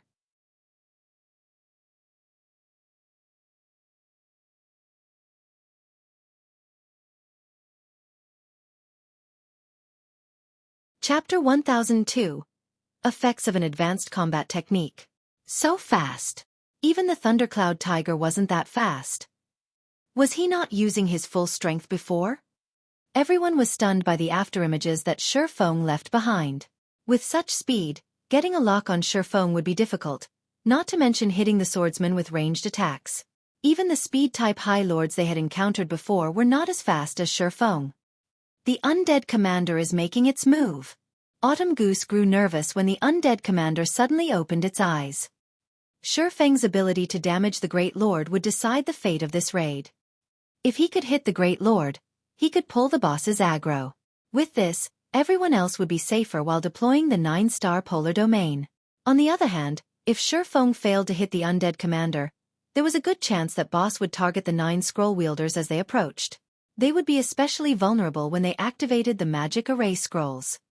Generally, when players activated a magic array to suppress a boss, they would attract the monster's attention. If one of the scroll casters died, their efforts would be for naught. Previously, when Fallen Wind had controlled the level 50 Thundercloud Tiger, he had not been able to deal a single point of damage. Although Autumn Goose thought highly of Xueqi, she felt a horrific aura that nearly stopped her heart when the Great Lord opened its eyes. She stood well over 100 yards away from the undead commander, yet fear took over her body when the Great Lord's gaze fell upon her, and her instincts screamed at her to run. The pressure felt as if she were facing a Grand Lord rather than a Great Lord. Autumn Goose wasn't the only one who felt like this. The other team members also felt a powerful sense of impending doom. Suddenly, the undead commander turned to Xueqi. It waved one of its hands towards the swordsman. Xiao! Xiao! Xiao! Instantly, 5 massive icicles sprouted from beneath Xueqi's feet. Treating Xueqi's ghostly speed as if it were nothing, the undead commander accurately pinpointed Xueqi's movements. Of the 5 icicles, 3 limited Xueqi's range of activity, while the remaining 2 attacked the swordsman directly. Without suspense, the icicles pierced through Xueqi's body. The entire process happened in the blink of an eye. How is this possible? Fallen Wind couldn't believe his eyes. The undead commander's attacks had not been this accurate when against the Thundercloud Tiger. When it had attacked, it had left plenty of space of the tiger to maneuver. Now, however, Fallen Wind could not find any loopholes in the Great Lord's attack. Seeing the undead commander's glimmering green eyes, Fallen Wind suddenly felt as if he had been toyed with. The undead commander had not used its true strength yet. No, Yifeng is still alive, Thoughtful Rain firmly stated as she watched the 2 icicles where Xueqi had been. That's not possible, right? Those icicles hit him. There is no way he is still alive after that kind of damage, Autumn Goose said as she shot Thoughtful Rain an odd look. She couldn't understand Thoughtful Rain's determination. Look at the team's status window, Thoughtful Rain explained. What? How is he unharmed? Everyone was surprised when they looked at the team's status window. As Thoughtful Rain had said, Xueqi was still alive. In fact, his HP was full. As the team members wondered what had happened, the undead commander began to gesture with its hands rapidly. Icicles shot from the ground, one after another. The Great Lord's attack rate much faster than it had been against the Thundercloud Tiger. After a moment, the originally barren terrain had transformed into a forest of ice. Yet the undead commander's gestures didn't stop. It was even starting to retreat. Can anyone tell me what is happening? Blue Bamboo asked, watching the boss with wide eyes. All she could see is the undead commander launch random attacks, filling the battlefield. She refused to believe that such a powerful boss had suddenly lost its mind. While the other team members wanted to answer Blue Bamboo's questions, they didn't know what was going on either. Brother Yifeng is fighting the undead commander. Only our eyes can't perceive him, Fallen Wind said uneasily. As they were relatively far away, he couldn't see the battle clearly either. However, based on the undead commander's movements, he could tell that the Great Lord could sense Xueqi. I get it. He's using void steps, Thoughtful Rain declared. After hearing Fallen Wind's explanation, realization dawned on her. Void steps was a footwork technique that only Zero Wings core members had an opportunity to learn. It was also the specialty technique of Zero Wings guild leader, Black Flame. However, this advanced footwork technique was complex. Even now, she didn't even understand a fraction of the technique. Void steps. Thoughtful Rain's explanation confused the players from the Wind God's spear. Even Autumn Goose felt as if she and Thoughtful Rain lived in different worlds. Hadn't she been the one to guide Thoughtful Rain in the past? Following which, Thoughtful Rain explained the footwork technique as best as she could. What? Zero Wings core members get to learn an advanced technique like that? Wind God Spear's members were flabbergasted. To them, learning combat techniques was a dream. They had no access to that kind of training. And yet, in Zero Wing, the guild's core members were handed the opportunity to learn such powerful maneuvers. Wind God Spear's members suddenly envied Thoughtful Rain and Blue Bamboo. To battle maniacs like them, nothing was more tempting than improving their combat standards. Even legendary weapons and equipment were not as valuable as void steps in their opinion. After all, weapons and equipment were external. As long as one was strong enough, they would, sooner or later, obtain these items. However, combat techniques were a different story. As everyone from the Wind God's spear admired Thoughtful Rain and Blue Bamboo, the undead commander stilled its hands abruptly. It unsheathed the 2 swords from its waist and appeared to swing one of them at empty air. Boom! Suddenly, the clang of metal on metal echoed throughout the battlefield. The resulting shockwave unbalanced fallen wind and the others from over 100 yards away. Meanwhile, a figure appeared where the undead commander had aimed its attack. This figure was none other than Xueqi. Isn't its strength a little too high? Xueqi was inwardly shocked. He had used parry to block the undead commander's attack. Although he had not received any damage, the sturdy stone floor beneath him had shattered. The shock of the impact had also numbed his hands. The undead commander had far more strength than a level 50 Great Lord should have. Based on Xueqi's estimation, it has as much strength as a Grand Lord at the very least. Fortunately, he had activated Power of Darkness before engaging the boss.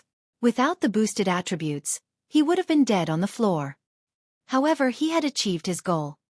Scram! Xueqi then launched Dragon Breath at the undead commander. A beam of silver light devoured the Great Lord. Caught by surprise, the undead commander failed to evade the attack and received over -30,000 damage. Moreover, he had triggered Dragon Breath's knockback effect, shoving the undead commander back by 10 yards. Following which, Xueqi took a silvery-gray, dilapidated magic scroll from his bag. The instant he unfurled the magic scroll, the surrounding mana flow froze. Tier 3 Magic Scroll. Mana Seal.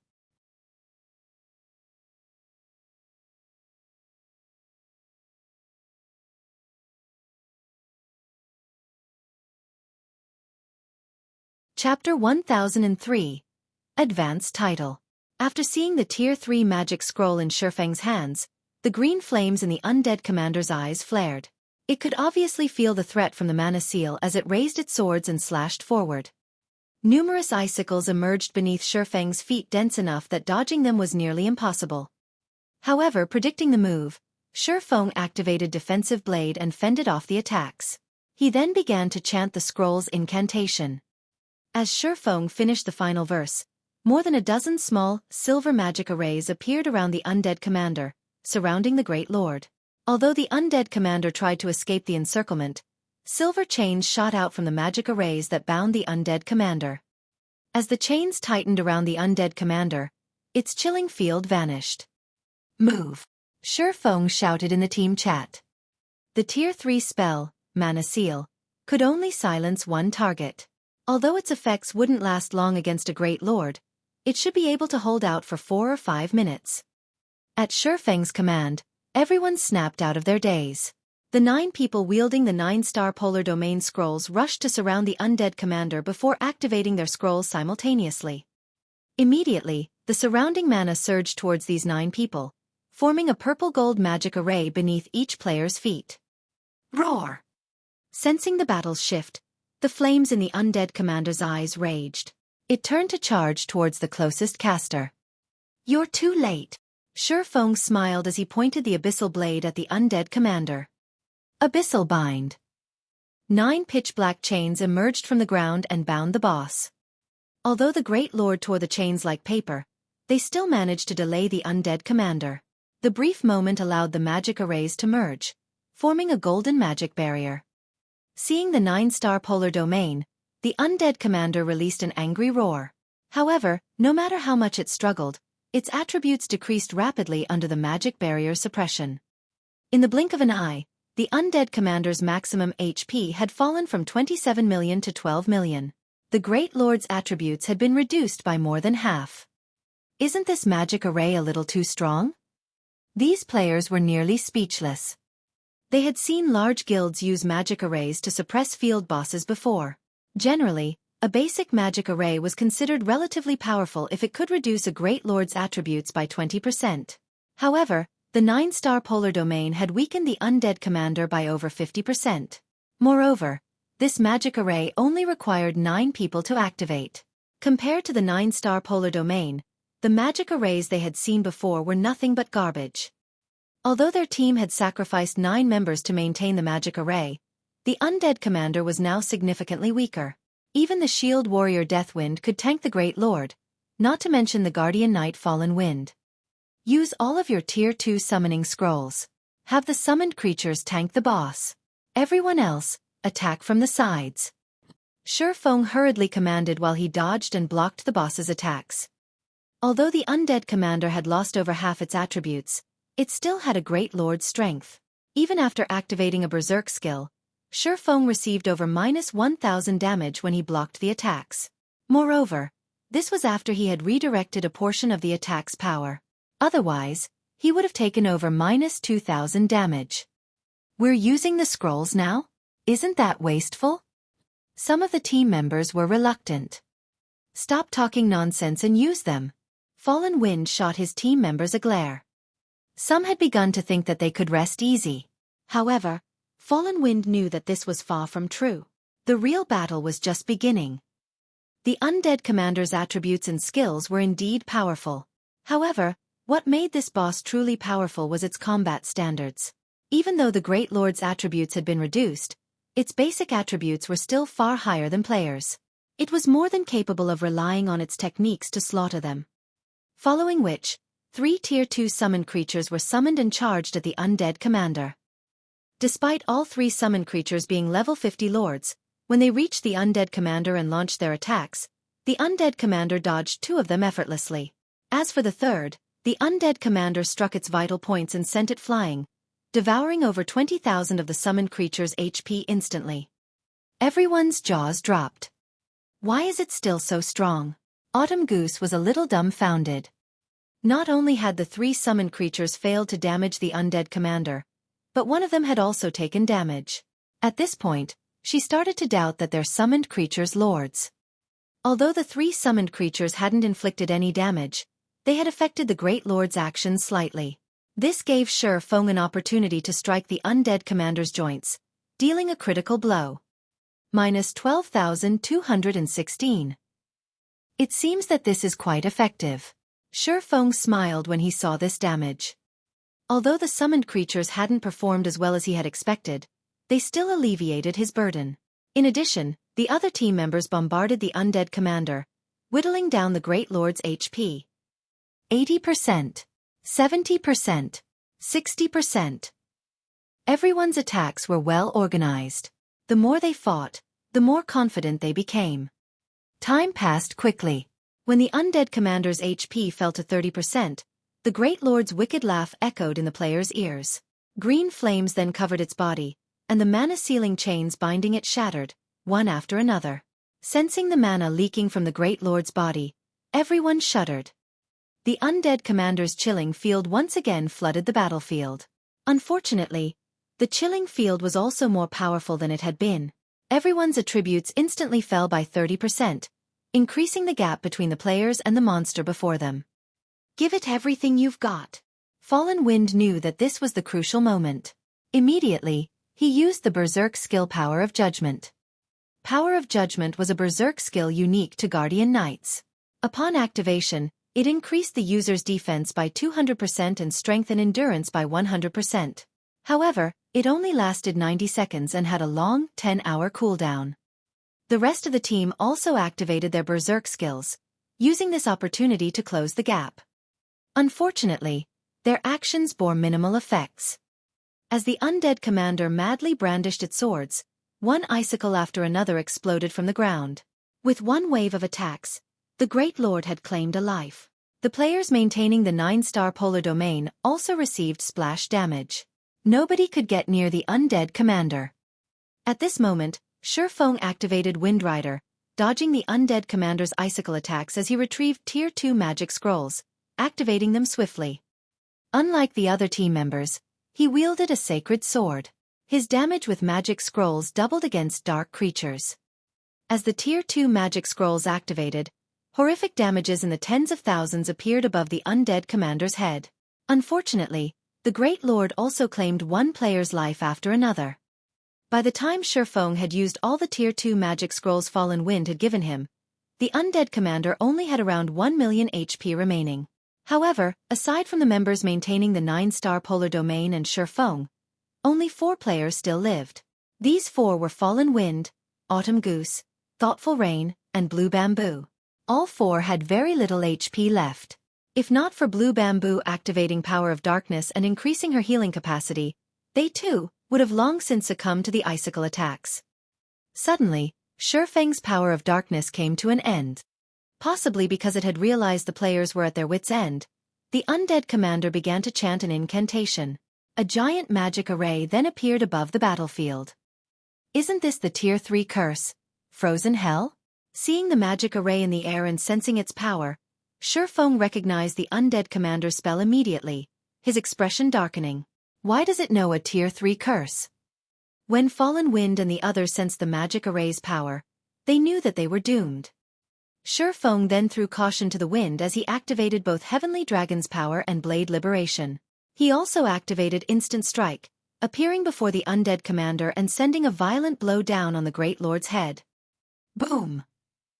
When the streak of blue light struck, the attack planted the undead commander's face into the floor, creating a small crater beneath it. -126,718. Not only had Xueqi's attack triggered Killing Ray's lightning effect, but his powerful damage had also interrupted the Great Lord's casting. However, Xueqi was far from done. Streak after streak of blue light passed through the undead commander's fallen body. Although the Great Lord tried to defend itself with its icicles, the blue lights shattered the frosty lances. By the time Instant Strike ended, the undead commander had less than 200,000 HP remaining. Die! Lifting Killing Ray high, Xueqi used Flame Burst on the heavily damaged undead commander. 15 dazzling flames devoured the undead commander, burning it until nothing was left except for its suit of golden armor. System. Congratulations! You have killed the immortal, rewarding the advanced titled Spirit Slayer.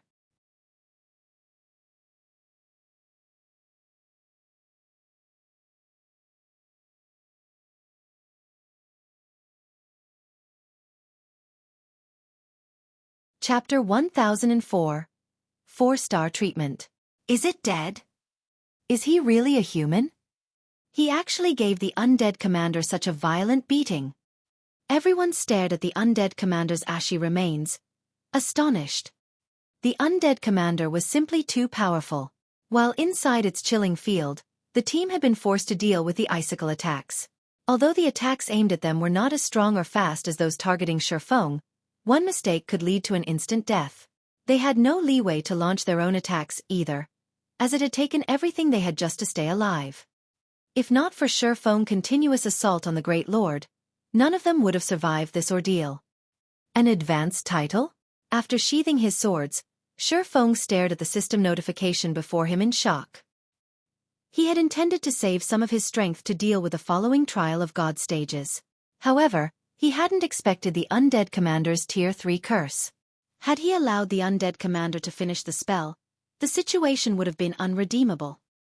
Hence, with no other choice, he had used twofold Berserk, suffering a long period of the resulting weakened state. Now, however, it would seem that it had been worth killing the undead commander with his own 2 hands. There were all sorts of titles in God's domain, and different titles provided different effects. Titles were also divided into ranks, with basic titles at the bottom, followed by advanced titles, epic titles, and legendary titles. For the majority of God's domain's players, obtaining even a basic title was exceedingly difficult. Even so, many players still sought them because of the convenience they offered. Take the Demon Hunter title for example. It gave Xueqi the perks of a noble in God's domain's major cities. There were also titles like the basic Tyrant title, which increased a player's combat power. If even basic titles provided such useful effects, there was no need to mention advanced titles. Only, obtaining an advanced title was far more difficult. In the past, many large guilds had willingly offered epic items in exchange for clues leading to advanced titles. In Xueqi's previous life, one of the 10 great Grandmaster alchemists, Silent Wonder, had only obtained her unshakable position because of the advanced title, Alchemy Inheritor. Aside from benefiting lifestyle classes, many players had only managed to complete their Tier 4 class change due to advanced titles. When Xueqi had been stuck at the peak of Tier 3, he had similarly sought clues regarding advanced titles. Unfortunately, he never found anything. After all, advanced titles were no less rare than fragmented legendary items. Now that he had just obtained one, how could he not be surprised? Following which, Xueqi clicked to check the Spirit Slayer's information. Spirit Slayer, advanced title. The proof of vanquishing the immortal. When equipped, This title suppresses nearby dark creatures. All dark creatures within 200 yards will fear the holder, preventing weak dark creatures from approaching. Dark creatures within 100 yards will suffer a 20% decrease to their basic attributes. Holder of the title will also enjoy 4-star treatment when interacting with the Adventurers Association. What an amazing title! Xueqi was breathless when he finished reading the title's introduction. It's no wonder why those experts from large guilds were so desperate for an advanced title. The Spirit Slayer suppression effects against dark creatures was one thing, but the rise in position one enjoyed with the Adventurers Association was over the top. The Adventurers Association's importance to players was self-evident. The majority of the quests players received were from the Adventurers Association. This was especially true for guild players. As players received and completed more quests from the Adventurers Association, they gained more reputation with the association. Only after obtaining 500 reputation points would one be considered an official member of the Adventurers Association. Before this, players were only outer members. Their status with the association and the way they were treated was average at best. However, after becoming an official member, players received far more benefits. One of the most obvious changes were the ranks of the quests they could receive. As outer members, players were usually limited to basic quests. Very rarely would they receive advanced quests. It was common knowledge that more difficult a quest was, the greater were its rewards. After becoming official members, players received plenty of advanced quests. This was also why many independent players had been able to manage in God's domain relatively well without joining a guild. Also, after becoming an official member, players activated the Adventurers Association's star rank system. Official members started in the 1-star position. Only after completing a sufficient number of 1-star quests could they challenge the promotion test to become 2-star adventurers. 2-star adventurers were the equivalent of Adventurers Association's elite members. Needless to say, they enjoyed far more benefits. 3-star adventurers were equivalent to core members, while 4-star adventurers were equivalent to the Vice Branch Association Masters, and 5-star adventurers were equivalent to Branch Association Masters in the Adventurers Association. The Branch Association Masters were the equivalent of the War Gods Temple's branch temple leaders and the magistrates in major NPC cities. Meanwhile, the Spirit Slayer title allowed him to enjoy a 4-star position in the Adventurers Association. In the past, the furthest Xueqi had gotten was the 3-star status. After all, gaining a rank promotion in the Adventurers Association took more than completing quests. One also needed to be strong enough to pass the association's test. Now that he was considered a 4-star adventurer, even NPC cities' major nobles would have to treat him with great respect. He could even enter a palace freely. Xueqi was inspired, thinking of new plans for the future. Although he knew many of God's domain secrets, uncovering these secrets required sufficient standing and special conditions. Now that he had the Spirit Slayer title, he could do more. As the battle with the undead commander came to an end, Blue Bamboo and the other healers began to resurrect the dead. In the Trial of God, players would not be sent out of the trial upon death. If no healers were available to resurrect them, the system would respawn them at the trial's starting point after 30 minutes. While Xueqi carefully considered his future plans, Blue Bamboo walked over and asked eagerly, "Big brother Yifeng, we've mostly recovered. Should we activate the treasure chest now?" Now that the guardian boss was dead, the magic barrier protecting the 7-colored treasure chest had vanished. After the long fight to defeat such a powerful boss, the team was eager to learn what rested in the treasure chest that this boss guarded. Xueqi had contributed the most to the boss's defeat. The team had also relied on Xueqi to get this far. Hence, the honor of opening the treasure chest fell to Xueqi. No one disagreed with the decision. "I'll open it then," Xueqi laughed. In reality, it did not matter who opened the treasure chest as the trial of God tested all of them. Unlike ordinary treasure chests, which only provided a few items that players were required to share, the treasure chests at the end of each stage rewarded each player based on their contribution. Following which, Xueqi approached the 7-colored treasure chest and slowly lifted its lid. A golden light escaped the treasure chest. A 7-colored stone tablet then floated up from the chest. As the golden brilliance dissipated, words appeared on the 5-meter-tall, 7-colored tablet. This tablet would evaluate players' performances in the stage. Everyone stared, entranced, as the first name appeared on the stone tablet. Team Leader, Fallen Wind Evaluation. B rank reward. 1 basic strength fruit. 1 secret silver mastery book, and 1 fine gold treasure chest.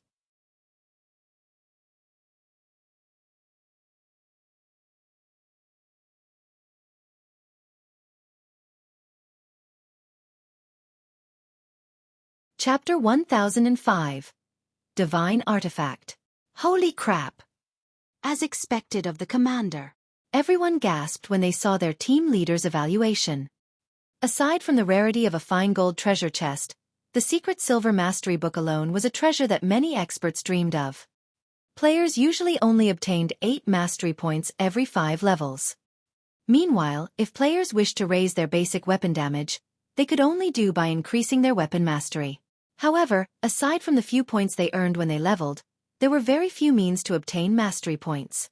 Even Wind God Spears members, who frequently accepted all sorts of dangerous quests, could only earn 1 or 2 mastery points from super rare quests or unique quests or by obtaining a bronze mastery book if they were lucky. Hence, even now they possessed few mastery points. Only a few among their adventurer team had reached the advanced standard, which allowed them to deal 20% more weapon damage. Meanwhile, the majority of the team's level 35 players were only at the intermediate standard. If their weapon mastery reached 150 points, they would reach the basic master standard, increasing their weapon damage by 30%. A bronze mastery book provided anywhere from 5 to 25 points. In reality, however, most of the books only awarded mastery points in the single digits. Very few awarded more than 10 points. A secret silver mastery book gave between 20 and 100 points. Even if Fallen Wind were unlucky, he should earn at least 30 or so points. If he were lucky, he might get enough points to raise his weapon mastery from the advanced standard to the basic master standard, gaining a 10% boost to his damage. Commander, what are the strength fruit's effects? Autumn Goose asked curiously. Seeing as the fruit had been included with a secret silver mastery book and a fine gold treasure chest, it should be roughly as valuable as these 2 items. Let me take a look, Fallen Wind as he opened his bag. Examining the basic strength fruit's introduction, he was shocked. This fruit can actually raise its consumer's strength attribute permanently. Basic strength fruit upon consumption, player permanently gains anywhere from 5 to 20 points in the strength attribute. A maximum of 5 basic strength fruits can be consumed. This reward is so awesome. Everyone's jaws hit the floor when they saw the fruit's introduction. Tier 1 players only gained 8 free attribute points with each level up. Upon consuming the basic strength fruit, a player could gain at least 1 level's worth of attributes. The team's gazes shifted back to the floating tablet, anticipation filling their eyes. Xueqi was also slightly surprised. He had never imagined that the 7-colored treasure chest's rewards would be this abundant. Moreover, that had only been a B-rank evaluation. The system's evaluations were not fast. After Fallen Wind's name, evaluation, and reward were displayed, it took quite some time before the next person's name appeared. Death Wind Evaluation. C-rank reward. 1 mysterious iron mastery book, and 1 secret silver treasure chest. Gunfire Evaluation. C-rank pass reward. 1 mysterious iron mastery book, and 1 mysterious iron treasure chest. Autumn Goose Evaluation. C-rank excellent reward. 1 mysterious iron mastery book, and 1 fine gold treasure chest. Thoughtful Rain Evaluation. C-rank peak reward. 1 basic intelligence fruit, 1 mysterious iron mastery book, and 1 fine gold treasure chest. The system was quite meticulous in its evaluations.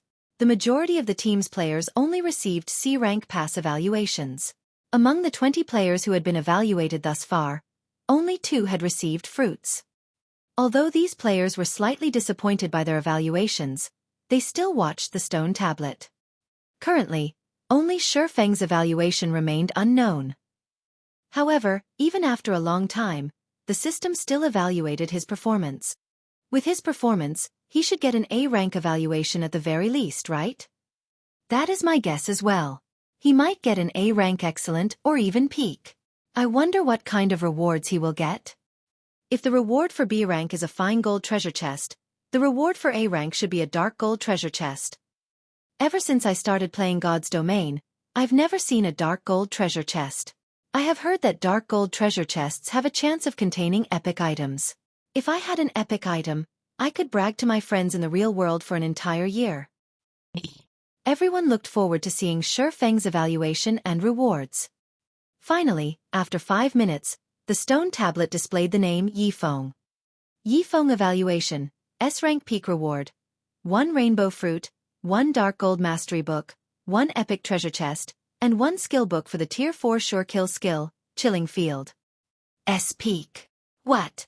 An epic treasure chest. I actually got to see the rumored epic treasure chest. This is too much for my heart to take. The rewards Xueqi had earned stupefied everyone. In their opinions, an A-rank evaluation was already out of their reach. They had never dreamed that Xueqi's performance would earn an S-rank evaluation. The difference between their strengths was truly massive. Even Xueqi was a little surprised. He had heard of S-rank evaluations before. However, he never imagined he would, one day, obtain such an evaluation. Moreover, his rewards were abundant. The skill book for Chilling Field was already enough to drive countless Tier 4 and Tier 5 players crazy. After all, domain skills could only display their true potential at Tier 4. Meanwhile, the domain skill Fire Dance had learned was not even close to Tier 4. It was only considered a half-baked domain skill. Moreover, Xueqi had personally experienced just how powerful the Chilling Field skill was. If not for the undead commander being a great lord and capable of only displaying the standards of a Tier 3 class, they wouldn't have had any chance of victory. This is the rumored rainbow fruit? Xueqi opened his bag to examine his rewards, his heart pounding furiously. The rainbow fruit was the size of an apple. However, it radiated the dazzling 7-colored light. The fruit was soft like jelly. Just by holding it in his hands, Xueqi could smell an intoxicating scent from the fruit. The rainbow fruit was a divine artifact in God's domain. It was far rarer and more valuable than even the legendary fruit of life. It was one of the fruits that provided the largest boost to a player's attributes. Xueqi had only read about the rainbow fruit in books. He had never actually seen one before. He never considered that he could obtain one in the trial of God. Rainbow fruit, a fruit that has absorbed the power of God. Upon consumption, players can obtain a permanent increase of anywhere between 15 to 40 points to all of their basic attributes and hidden attributes. EXP gain will also increase by 10%, and death penalty will be reduced by 10%. In addition, the rainbow fruit can be given to an NPC. When consumed by NPCs, the fruit will significantly increase their attributes and growth potential. A maximum of 3 rainbow fruits can be consumed. What an intense boost! Xueqi's jaw hung open after he read the introduction. It's no wonder why the books called it a divine artifact.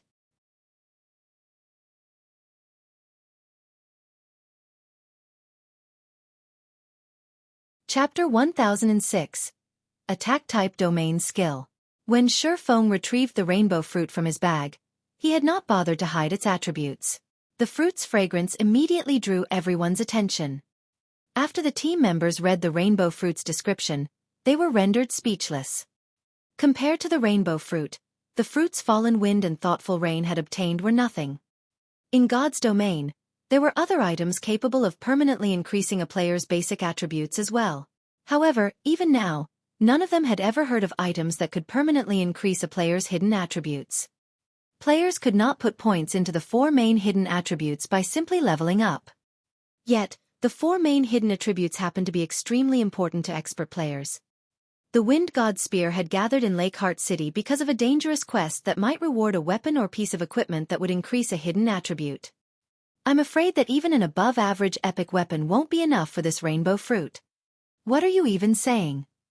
If I had a rainbow fruit, I wouldn't trade it for an entire set of epic equipment. Those are hidden attributes we're talking about.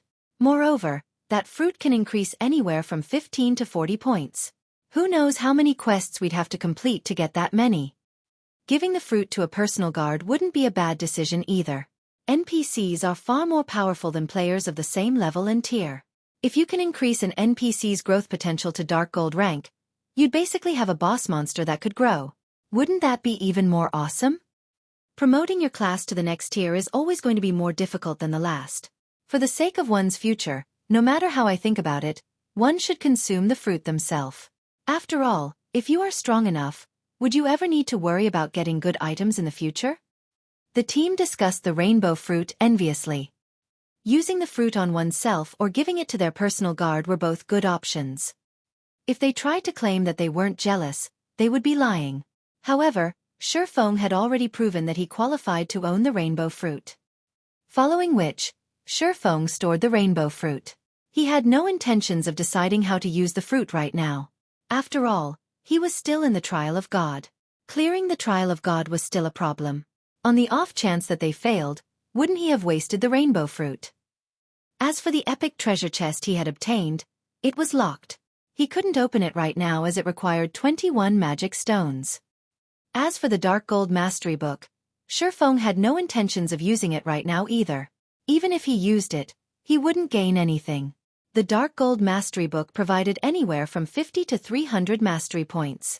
Unless he gained over 100 mastery points from the book, he couldn't upgrade his one-handed sword mastery from the basic Sword King standard to the intermediate Sword King standard. The only item left was the Tier 4 Sure Kill skill, Chilling Field. Xueqi had no idea what sort of dangers awaited him. Meanwhile, Chilling Field could increase his combat power significantly, far more than what the rainbow fruit right now. After all, the hidden attributes would only be useful in the long term.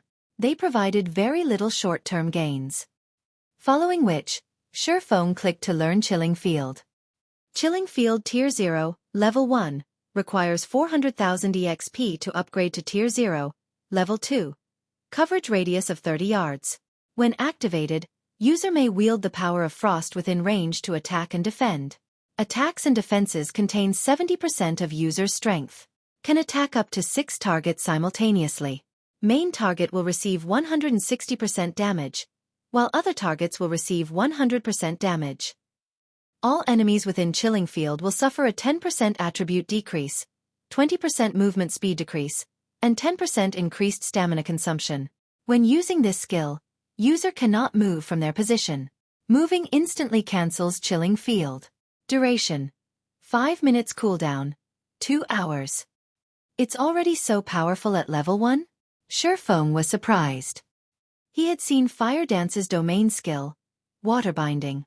As a Tier 3 Sure Kill skill, it was considered a pseudo-domain skill. It simply could not compare to Chilling Field. Regarding control capabilities, Water Binding was superior to Chilling Field. However, Chilling Field had the absolute advantage regarding offense and defense. In God's domain, domain skills were divided into many types. There were attack types, defense types, and control types, among which were more detailed subcategories such as single target or AoE attack types. The same was true for defense types. To put it simply, all domain skills had their own strengths and weaknesses. There was no issue of weak or strong domain skills of a particular tier. It was only a matter of how suitable a domain skill was for a player. Obviously, Chilling Field was an AoE attack type domain skill. As for Water Binding, it was a control-type domain skill that could only affect 2 targets at a time.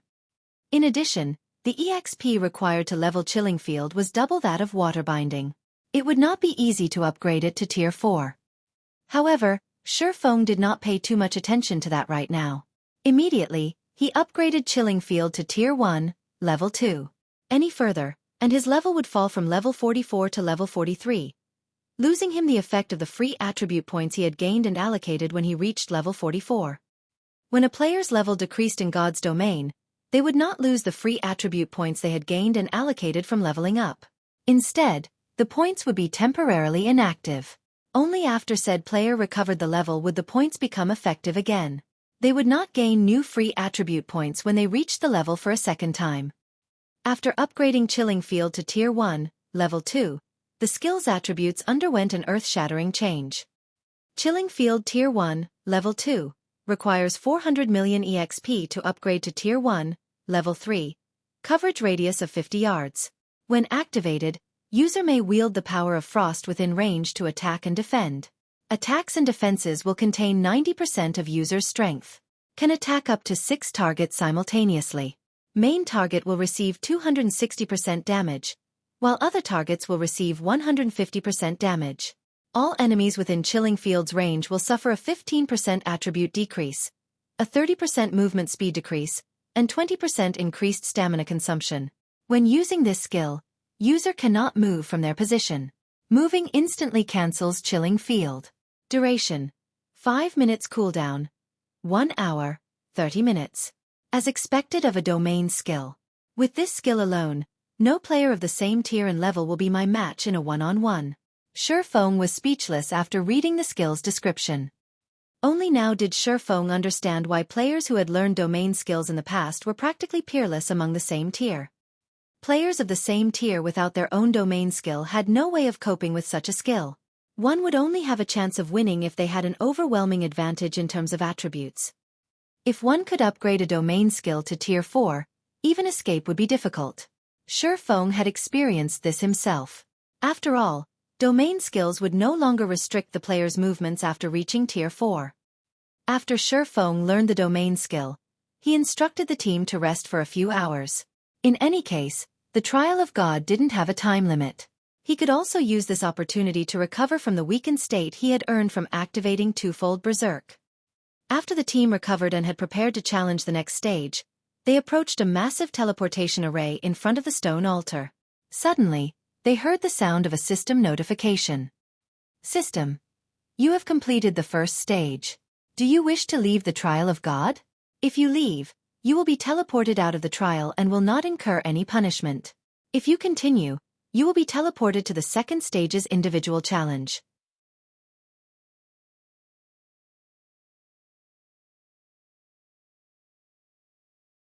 Chapter 1007. Lively White River City. Hearing the system notification, everyone was stunned. What's going on? Isn't this the trial of God? Didn't the information say that we won't be able to leave without clearing all of the stages?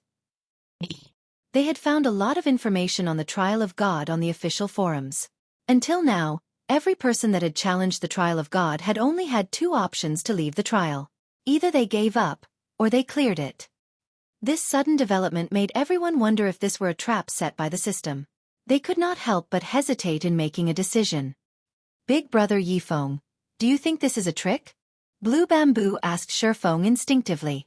In her opinion, there was nothing in God's domain that Xueqi did not know about. Thoughtful Rain also turned to Xueqi. Generally speaking, the game didn't use system notifications to set up a trap for players. However, for reasons unknown, she felt as if only Xueqi's answer would assure her of this. Seeing Thoughtful Rain and Blue Bamboo's hopeful gazes, Xueqi smiled bitterly as he said, God's domain system notifications will not lie to players. We were also transferred into the trial of God forcefully rather than through the normal procedures. This is probably why the system is allowing us to leave halfway through the trial. In reality, when Countess Katie Green had teleported them into the trial of God, Xueqi had been shocked. The trial of God was like an otherworld. Moreover, the gods had created this otherworld. Even demigods could not transfer players into the trail forcefully, much less an empire's countess. Normally, players could only enter the trial of God through a spatial connection point. Moreover, this spatial connection point was unstable. Not only did it appear randomly, but it would also disappear after a certain amount of time, regardless of whether or not players had entered. Only gods could transport a player into the trial of God by force. How could the countess of a mere empire achieve such a feat? According to Xueqi's conjecture, the countess must have used some kind of item. Take the Bible of Darkness for example. The Bible could activate a gate of darkness, allowing players to travel to the Dark Denver. However, such an item should have some flaws. For example, they could leave the trial of God after completing one stage. Commander, do we leave? Or continue? Autumn Goose asked hesitantly as she looked towards Fallen Wind. The trial of God's rewards were abundant. After obtaining the secret Silver Mastery book, Fallen Wind had finally pushed his shield mastery to the basic master standard, which significantly increased his damage reduction and defense capabilities. If they continued clearing this 6-colored trial, they would emerge transformed. At that time, no one within the Dark Knight Empire would be able to afford to underestimate the Wind God's spear. Even those super guilds and super first-rate guilds would have to be cautious when dealing with the adventurer team. We're leaving, Fallen Wind declared. If not for Brother Yifeng's help, we wouldn't have even cleared the trial's first stage. We are lucky that it's giving us the chance to leave. Although the trial of God awarded more with each cleared stage, the same was also true for the stage's difficulty. Accurately determining one's strength was one of the basics of being an expert. Moreover, the system had clearly stated that the next stage would be an individual challenge. They would not find any more loopholes to exploit and would have to rely on their own strength. If he had to guess who on his team could clear the second stage, he was sure that only Xueqi was capable of doing so. Everyone else, including himself, had no hope of clearing the trial. Why should they risk suffering the system's severe punishment? The team agreed with Fallen Wind's proposal. They all felt that greed had gotten the better of them and they had forgotten the reason they had come this far. Turning towards Xueqi, Fallen Wind asked in a very friendly tone, "Brother Yifeng, the Wind God's spear intends to leave. May I know what you plan to do next?" "Me." After giving it some thought, Xueqi said, "I'll leave as well. Although the trial of God's rewards are tempting, I still have many matters that I need to attend to. Since that is the case, let's add each other as friends. If not for Brother Yifeng's help, we wouldn't have left this place in one piece. If you need any help in the future, please don't hesitate to ask. I will give my all to assist you," Fallen Wind said. He then sent Xueqi a friend request, hoping that he could become close friends with this swordsman. It was also thanks to Xueqi's display that he had finally entered the flowing water realm, which he had struggled to reach for many years. Among the many guild experts he had met, none had truly earned his admiration. Xueqi was the first expert he looked up to. He didn't even feel this way about one sword of the 8 sword heroes. Xueqi instantly accepted Fallen Wind's friend request. In the past, the Wind God's Spear had been an apex adventurer team in God's domain. Although its fame was not as widespread as adventurer teams like the Midnight Tea Party and Owl, which even super guilds feared, they were still one of the few apex adventurer teams in the game. Gaining an ally like the Wind God's Spear would definitely help Zero Wing's development in the future. If those super guilds found out that Zero Wing had formed a deep relationship with 2 of God's domain's future apex adventurer teams, they would most likely try to annihilate Zero Wing at all costs. Although, the fact that Xueqi possessed a city-building order in his hands was already enough of a reason for super guilds to target his guild. Following which, with Xueqi taking the lead, everyone teleported out of the Trial of God. He then returned to White River City with Thoughtful Rain and Blue Bamboo. After seeing Xueqi's group off, Fallen Wind glanced at his team members, addressing them seriously. "You witnessed today's situation for yourselves. Following this, Wind God's Spear must work even harder. None of us can afford to be cocky anymore. God's Domain is a far more amazing game than we assumed. Nobody knows just how many hidden experts are here." Although the Wind God's Spear fared relatively well in the Dark Knight Empire, in the end, the Dark Knight Empire was only one of many empires in God's domain. It was truly laughable that they took pride in their current achievements. The adventuring players nodded in response to Fallen Wind's words. Setting Xueqi aside, they could already see how powerful Zero Wing was as a guild based on Thoughtful Rain's strength. Moreover, Zero Wing's core members had the opportunity to learn advanced combat techniques. This was not something their Wind God's Spear could hope to compete with. Before this, they had all been proud of their ability to pick fights with large guilds.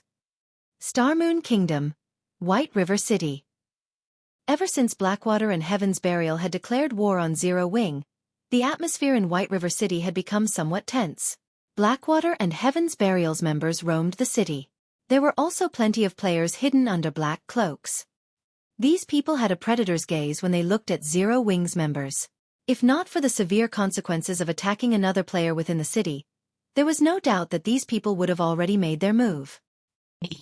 Zero Wing's guild residents. These red players are getting increasingly brazen.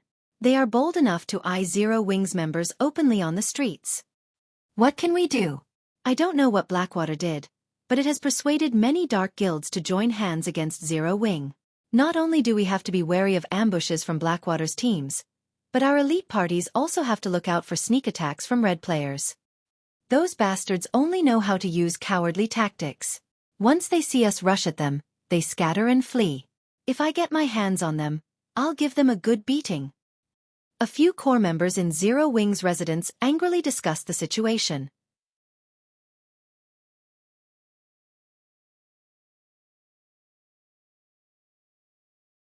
Chapter 1008. Different Playstyle. After leaving the Trial of God, Xueqi returned to Zero Wing's residence in White River City. Originally, Xueqi had intended to pay Countess Katie Green another visit. However, after recalling what the Countess was capable of, he decided against it. He did not have the time or energy to risk getting sent into the Trial of God once more. In any case, if the Countess didn't expect his return, she wouldn't have a reason to flee.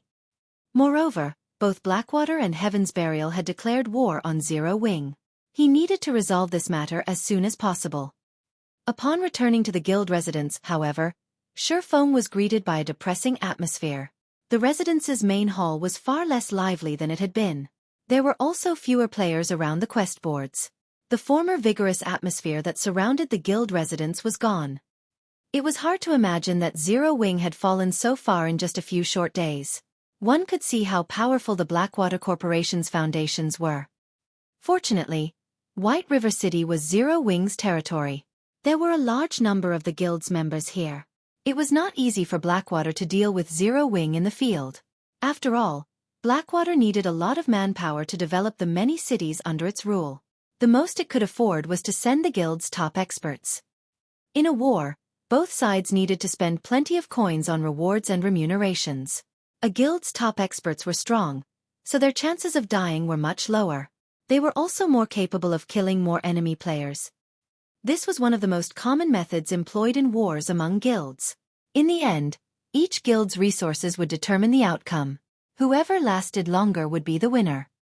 In the past, this method had destroyed many small guilds. Large guilds had more resources and funding. They also had more experts. Small guilds could not afford such a taxing war. The Blackwater Corporation really is impressive. In just a few days, they have won over so many of Star Moon Kingdom's dark guilds. Xueqi could not help but frown as he overheard various conversations as players loitered in the main hall. It seems that I can't let the Dark Gods Legion continue its expedition in the Undead Gorge. Are those dark guilds very strong? Thoughtful Rain asked curiously. The Dark Gods Legion was Zero Wing's strongest legion. If he recalled the Dark Gods Legion, it would impact the legion's development. Wars between guilds generally lasted a very long time. Having the Dark Gods Legion waste its time on skirmishes around White River City wasn't a good idea. They're very strong. Unlike regular guilds, dark guilds have an abundance of battle maniacs who love PvP and plundering weapons and equipment from other players. They are very familiar with field battles. Moreover, the skills they learn, the weapons and equipment they wear, and the techniques they possess all focus on PvP. Most importantly, the conditions to join a dark guild are far stricter than regular guilds. To join a regular guild, you only need to pass the guild's test. However, dark guilds are different. Not only do you need to pass the guild's test, but you also need to complete the systems test. The systems test? Thoughtful Rain was even more confused now. This was her first time hearing about such a thing. The systems test to join a dark guild isn't exactly difficult. You are only required to kill 10 players who are no more than 3 levels lower than you. However, remaining in a dark guild is far more difficult. The system will periodically task you with killing a certain number of players and NPCs. By doing so, you will gain a large amount of EXP and various weapons, equipment, and tools. If you fail, however, you will be expelled from the dark guild. Because of that, players who remain in the dark guilds are incredibly strong. In addition, unlike regular players, dark guilds members are very discreet. They are not easy to deal with. This is also why regular guilds usually avoid provoking them, Xueqi explained slowly. In the past, many guilds had been forced to disband because they had provoked powerful dark guilds. Unlike regular players, dark guild players did not kill monsters to earn EXP, weapons, equipment, money, and other necessities. Instead, they earned EXP from the players they killed. They also earned kill points, which could be traded for weapons, equipment, various tools of slaughter, money, and such. Dark guilds could easily afford prolonged wars between guilds. It was just another day at the office. This was how these guilds continued to exist in God's domain, despite so few dark guilds in the game and so few members. Following which, Xueqi notified Aqua Rose and called for a war meeting. As soon as Xueqi announced for the meeting, every Zero Wing member burst with excitement. Yes! Our guild's upper echelons are finally going to make a move. I wonder what the guild plans to do this time. I've been waiting for this moment for so long. It would be awesome if the guild leader leads us into a decisive battle. It won't be easy to find a battle like that. Haven't you seen that the other party has no intentions of starting a head-on fight? They're trying to whittle us down, bit by bit. Moreover, thanks to those dark guilds, it is becoming more difficult to start a team battle in the fields. Zero Wings members expressed their opinions as they discussed Shifeng's call for action. Some were hopeful, while others worried. In a level 40 desert map near Starmoon City, large groups of level 20+ players engaged in battle. Every one of these players wore the Blackwater emblem. Surrounding these level 20+ players was over 100 level 35+ players. Currently, roughly 30 level 35+ MTs stood side to side, blocking an advance of demonic ants and great demonic ants. At the rear, groups of elementalists, cursemancers, and summoners launched AoE attacks at the monsters. The scene was spectacular. Demonic ant. Common. Level 45. HP 50. 000/50 000. Giant demonic ant. Special elite. Level 46. HP 550. 000/550 000. One demonic ant was not much of a threat. However, demonic ants never acted independently. They generally swarmed with hundreds, sometimes thousands, of their companions. Moreover, demonic ants didn't offer much loot, and the EXP they gave was average at best. Ordinary teams usually avoided them rather than wasting their time. However, demonic ants were one of the best monsters to grind for levels. The leveling speed here is not bad. Continue luring monsters. The more, the merrier, Abandoned Wave commanded as he sat leisurely behind the wall of players, enjoying a glass of wine as he watched his experience bar rapidly rise. A short moment later, the level 20+ players behind him leveled up again. Their leveling speed was so fast that it could render elite players speechless. Suddenly, an indifferent man in a black cloak, with most of his face covered in black bandages, appeared beside Abandoned Wave. The few level 40 experts guarding Abandoned Wave instantly tensed. Glancing at the indifferent man, Abandoned Wave raised his hand and said, "No need to panic. He's one of ours." Hearing this, the level 40 experts relaxed slightly. However, fear filled their gazes as they looked at the indifferent player. After all, none of them had sensed the man before he revealed himself. If he had come here with ill intent, the consequences would have been unimaginable. "Why are you here?" Abandoned Wave asked the bandaged man curiously. "My side's preparations are almost complete. I'm here just to give you these items. When the time comes, your men won't need to worry about friendly fire."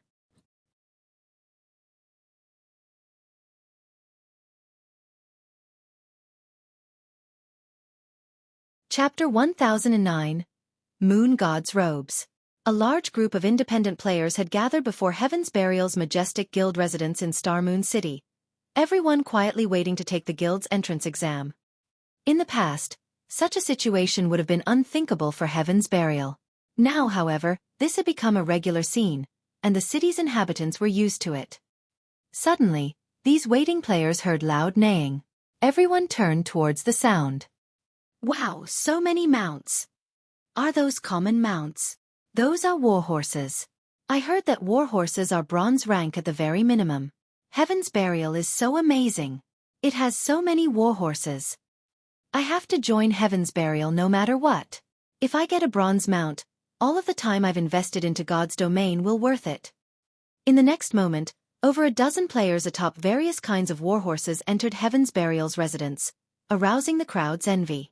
Particularly, the sight of the valiant heroic beauty leading the group etched itself into everyone's minds. Not only was this beauty fully geared with top-tier equipment, but her white warhorse also wore a set of silver armor. She looked like a war goddess as she rode into the residence. All throughout Starmoon City knew this goddess's name. The Ice Witch, Daybreak Fog. Daybreak Fog had earned this title by defeating one of the Star Alliance's 100-man elite teams in front of a dungeon by herself. The Star Alliance had sent many experts to deal with her, including Red Feather, a player on the God's Domain's experts list. In the end, however, Daybreak Fog had defeated all of these experts single-handedly, even Red Feather. While she killed the Star Alliance's members, she had displayed her exceptional technique with ice-type spells. She had transformed the dungeon's entrance into a winter wonderland with an ice-type, large-scale destruction spell. After she used the spell, not one player, aside from herself, had lived to see that snowy world. As a result, some players had started calling her the Ice Witch. Over time, as the tale of that battle had been retold, all of Star Moon City's players had begun to refer to her as the Ice Witch. She's too beautiful. If I get into Heaven's Burial, I want to work under my goddess. Keep dreaming. Lady Fog is the commander of Heaven's Burial's Ice Fog Legion. Only the elites among elites are allowed to join that legion. It's not even certain that you'll be accepted into the guild with your standards, much less joining the legion.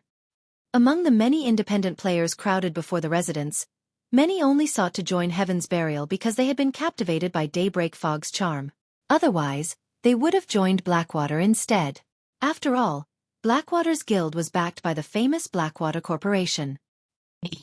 Upon entering Heaven's Burial's meeting room, Daybreak Fog directed her gaze towards Singular Burial, who sat in the guild leader's seat, and asked curiously, "Guild leader, why have you recalled us so suddenly?" Many of the guild's upper echelons were also present in the meeting room. Aside from the several lifestyle class masters, these members were mostly level 40.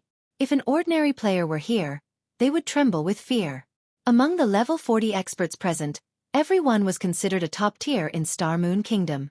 Even the guild leaders of other large guilds had to treat them with respect. "Take a seat. I'll explain soon," Singular Burial said as he pointed towards the vice guild leader's seat. Hearing Singular Burial's words, Daybreak Fog's confusion grew. Practically every upper echelon was here. Only a few preoccupied members were missing. Yet, Singular Burial's comments seemed to suggest that they were waiting for someone. "What's going on?" When Daybreak Fog reached her seat, she noticed an additional, empty seat beside Singular Burial. This seat had been placed parallel to the guild leader's seat. Daybreak Fog wasn't the only person who wondered. The rest of the upper echelons were also curious. In Heaven's Burial, Singular Burial was their one and only leader. He had single-handedly supported the entire guild. No one sat as his equal. That hadn't even changed when Blackwater's guild leader, Abandoned Wave, had visited. After waiting for a little over 10 minutes, the meeting room's heavy doors swung open. "Who is she?" Everyone turned towards the doors, discovering a peerless beauty. The dazzling young woman wore a set of luxurious purple robes that reached the ground, vividly highlighting her graceful curves. The girl had silky black hair that reached her willowy waist. Every step she took felt as if she were stepping on their aspirations, inadvertently driving their gazes to the floor. How does such a person exist in this world? Daybreak Fog's eyes widened in shock. She had never dreamed of this world having such a beautiful girl. Even Daybreak Fog acknowledged that she was no match for the girl's beauty, and she could not help herself from being captivated. The instant this young woman appeared, she had become the center of attention. "Is she wearing the moon god's robes?" the cleric Flameblood commented, shocked, when he saw the young woman's luxurious purple robes. When everyone else heard the comment, they were also shocked. Ordinary players might not know what the moon god's robes were, but the equipment was relatively famous in Blackwing City's high-class auction house. As epic-ranked mage robes, the starting bid was already a whopping 4,000 gold. Its price could already rival that of an epic weapon. In the end, however, a mysterious player had purchased it for 7,600 gold. Many players had ridiculed this mysterious player. After all, this player had spent so much money to compete with the NPC nobles over a single piece of epic equipment. Had that person spent a little more money, they could have afforded a major city's golden land. It would have been easy to earn back the cost then. They had never dreamed that such a peerless beauty had been the mysterious player who purchased the moon god's robes. These guild members instantly activated their identification skills, hoping to discover this beauty's identity. However, even after using advanced identification skills, they had failed to learn anything. "Sorry for the delay. I had some matters to deal with," the young woman apologized after taking her seat. "All right, since everyone is here, let me introduce you. This is the Blackwater Corporation's representative, Miss Ling Jingxian. She has come here to discuss the raid on Stone Forest Town," Singular Burial said, respect filling his voice as he introduced Ling Jingxian. Although the introduction had been simple, everyone was shocked. Singular Burial's respect for Ling Jingxian was one thing, but they had not expected that their discussion would involve raiding Stone Forest Town.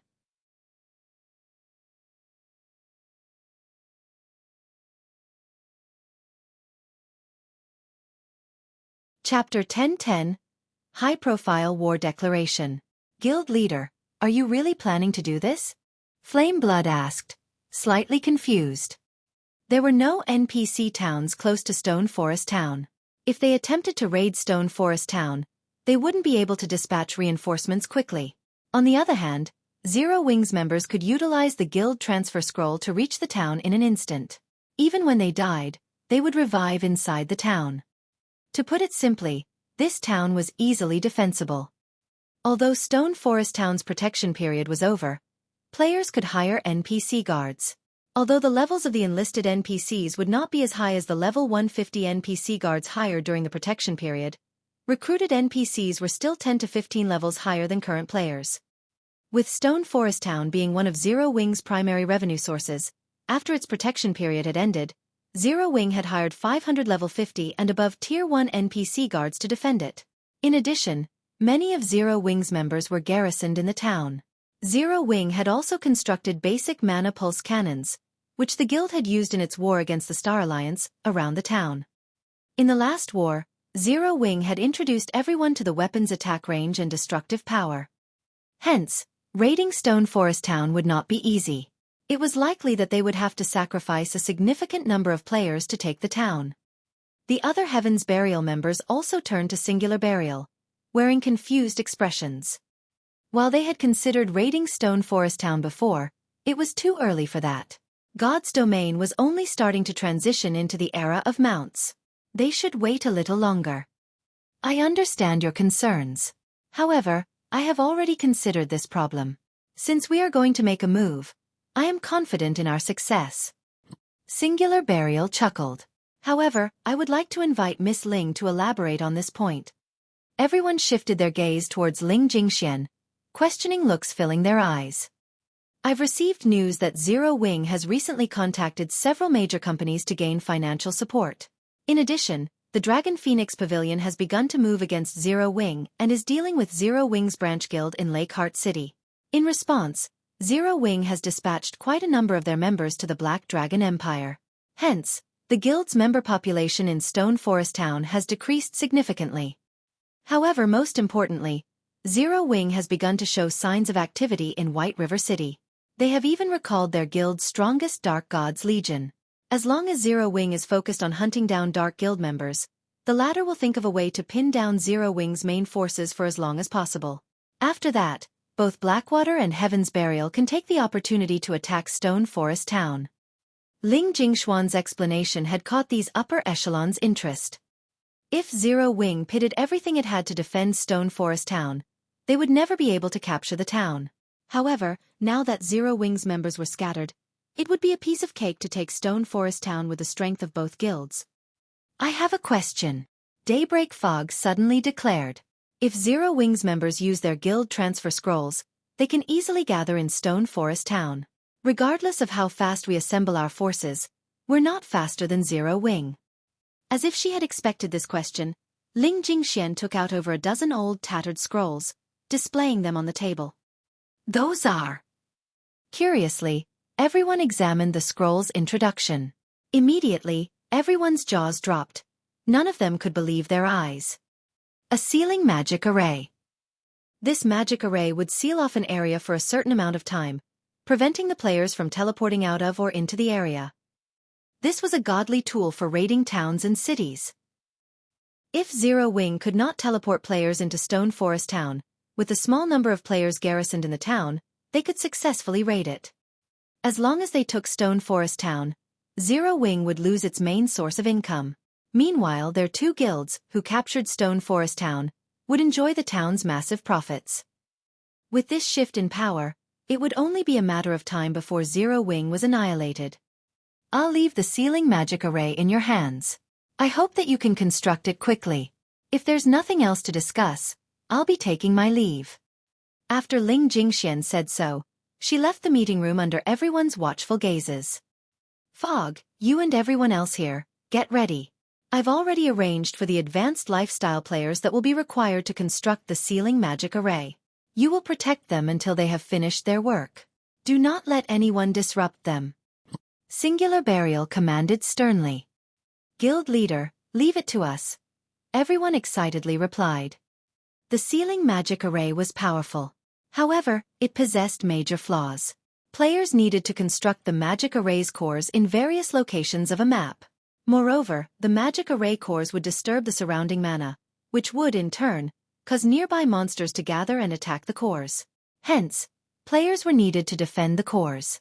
This was why Singular Burial had called Heaven's Burial's upper echelons back. To seal a map as large as Stone Forest towns, they needed to construct at least 14 magic array cores. In other words, they needed to defend 14 separate locations. If they mobilized too many players at once, it would attract Zero Wing's attention. Hence, dispatching experts to defend these locations was the best option. When the time came, they simply needed to replace these experts with a large number of elite players. Meanwhile, inside Zero Wing's residence in White River City, after Xueqi recalled the Dark God's Legion, he had Fire Dance rally the guild's experts and elites, officially announcing their crusade against the Dark Guilds in Star Moon Kingdom that targeted their guild. Every player in Star Moon Kingdom noticed this sudden announcement. In a few short minutes, Xueqi's post rose to the very top of Star Moon Kingdom's official forums. This is insane. Zero Wing has gone insane. Zero Wing is awesome.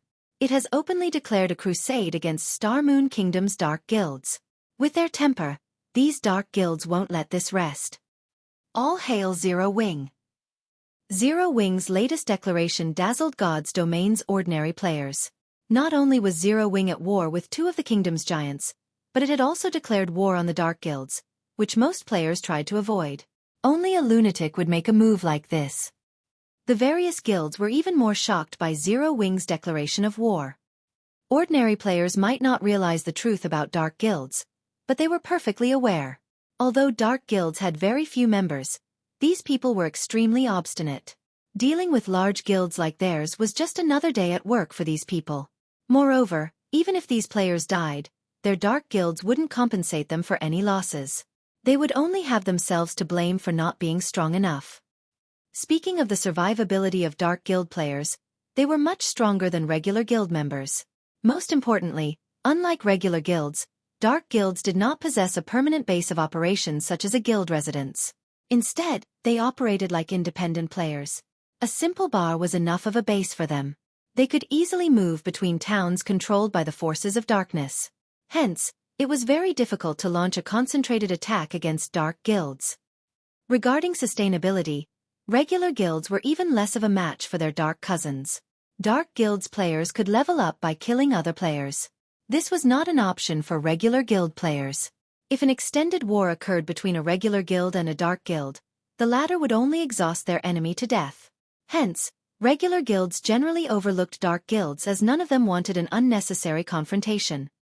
Logically, Zero Wing should have been more focused on dealing with Blackwater and Heaven's Burial after it realized that its enemies had hired dark guilds to take action. After all, dark guilds were merely hired guns. It was easy enough to hold them at bay. Once their employers were gone, they would go back to their normal lifestyle. Yet, not only had Zero Wing ignored Blackwater and Heaven's Burial, but it had also provoked the various dark guilds deliberately. Zero Wing's priorities were clearly skewed.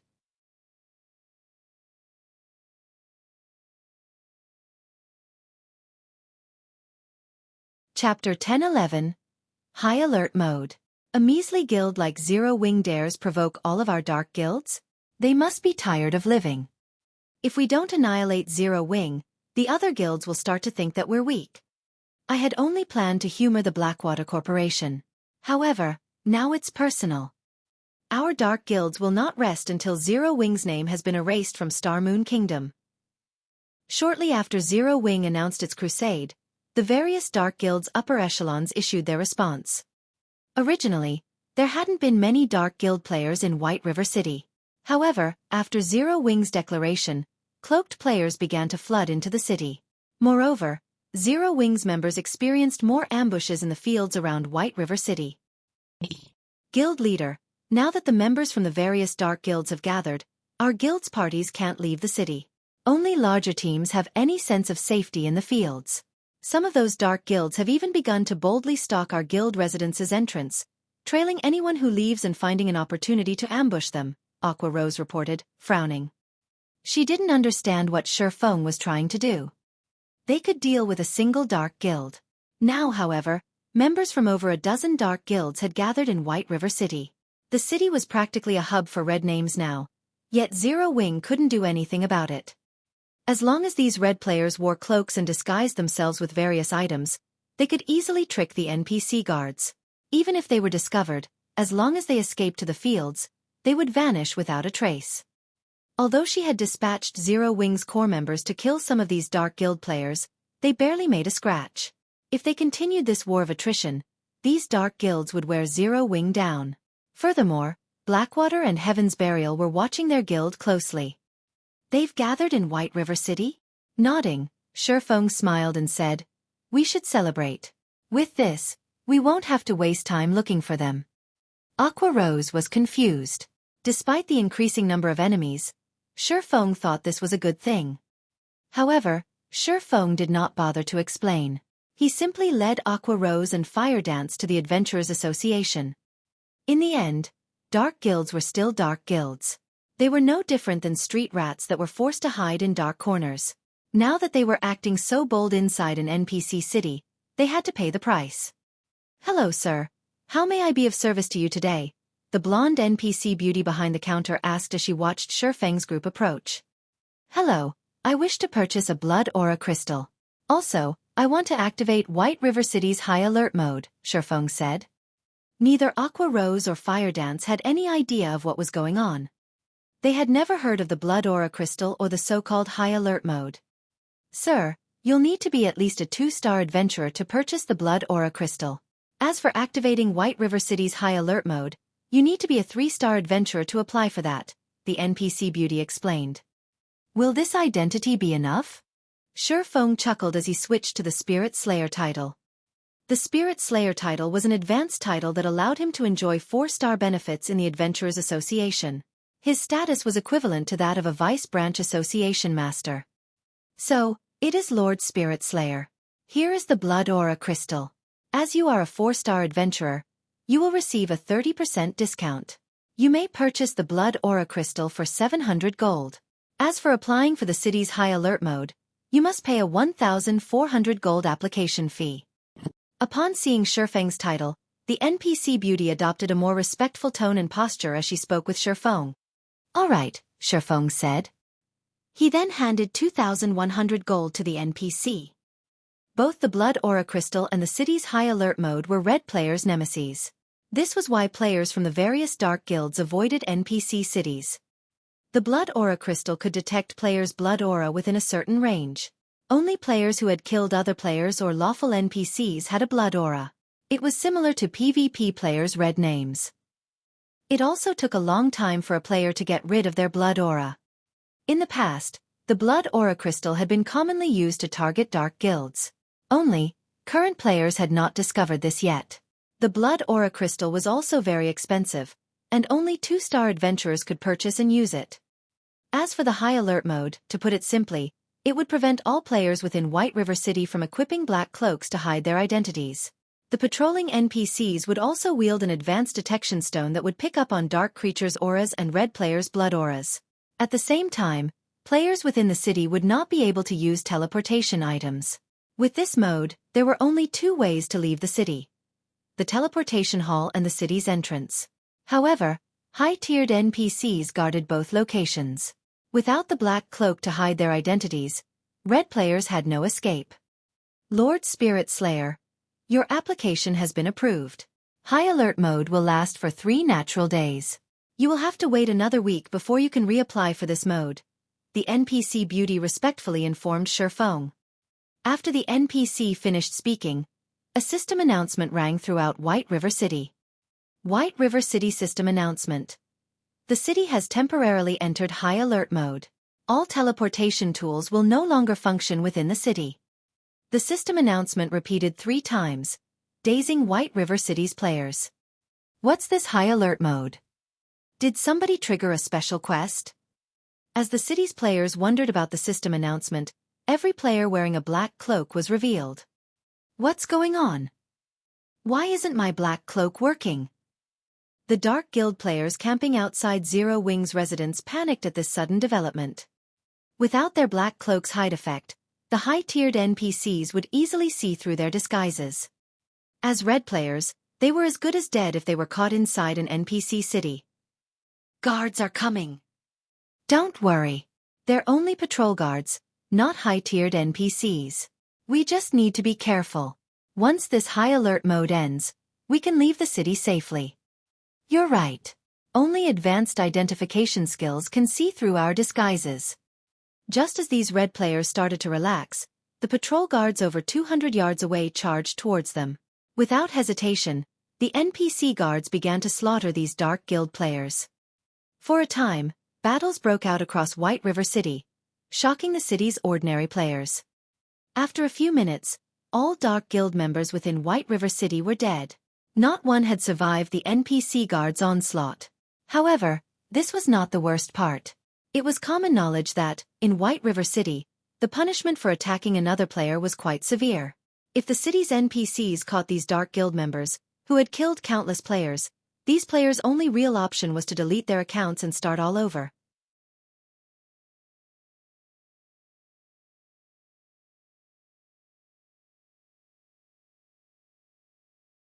Chapter 10-12. Profitable Investment. Ha ha ha. Now that Zero Wing has provoked so many Dark Guilds, I can't wait to see how the guild gets out of this. Even I am starting to pity Zero Wing.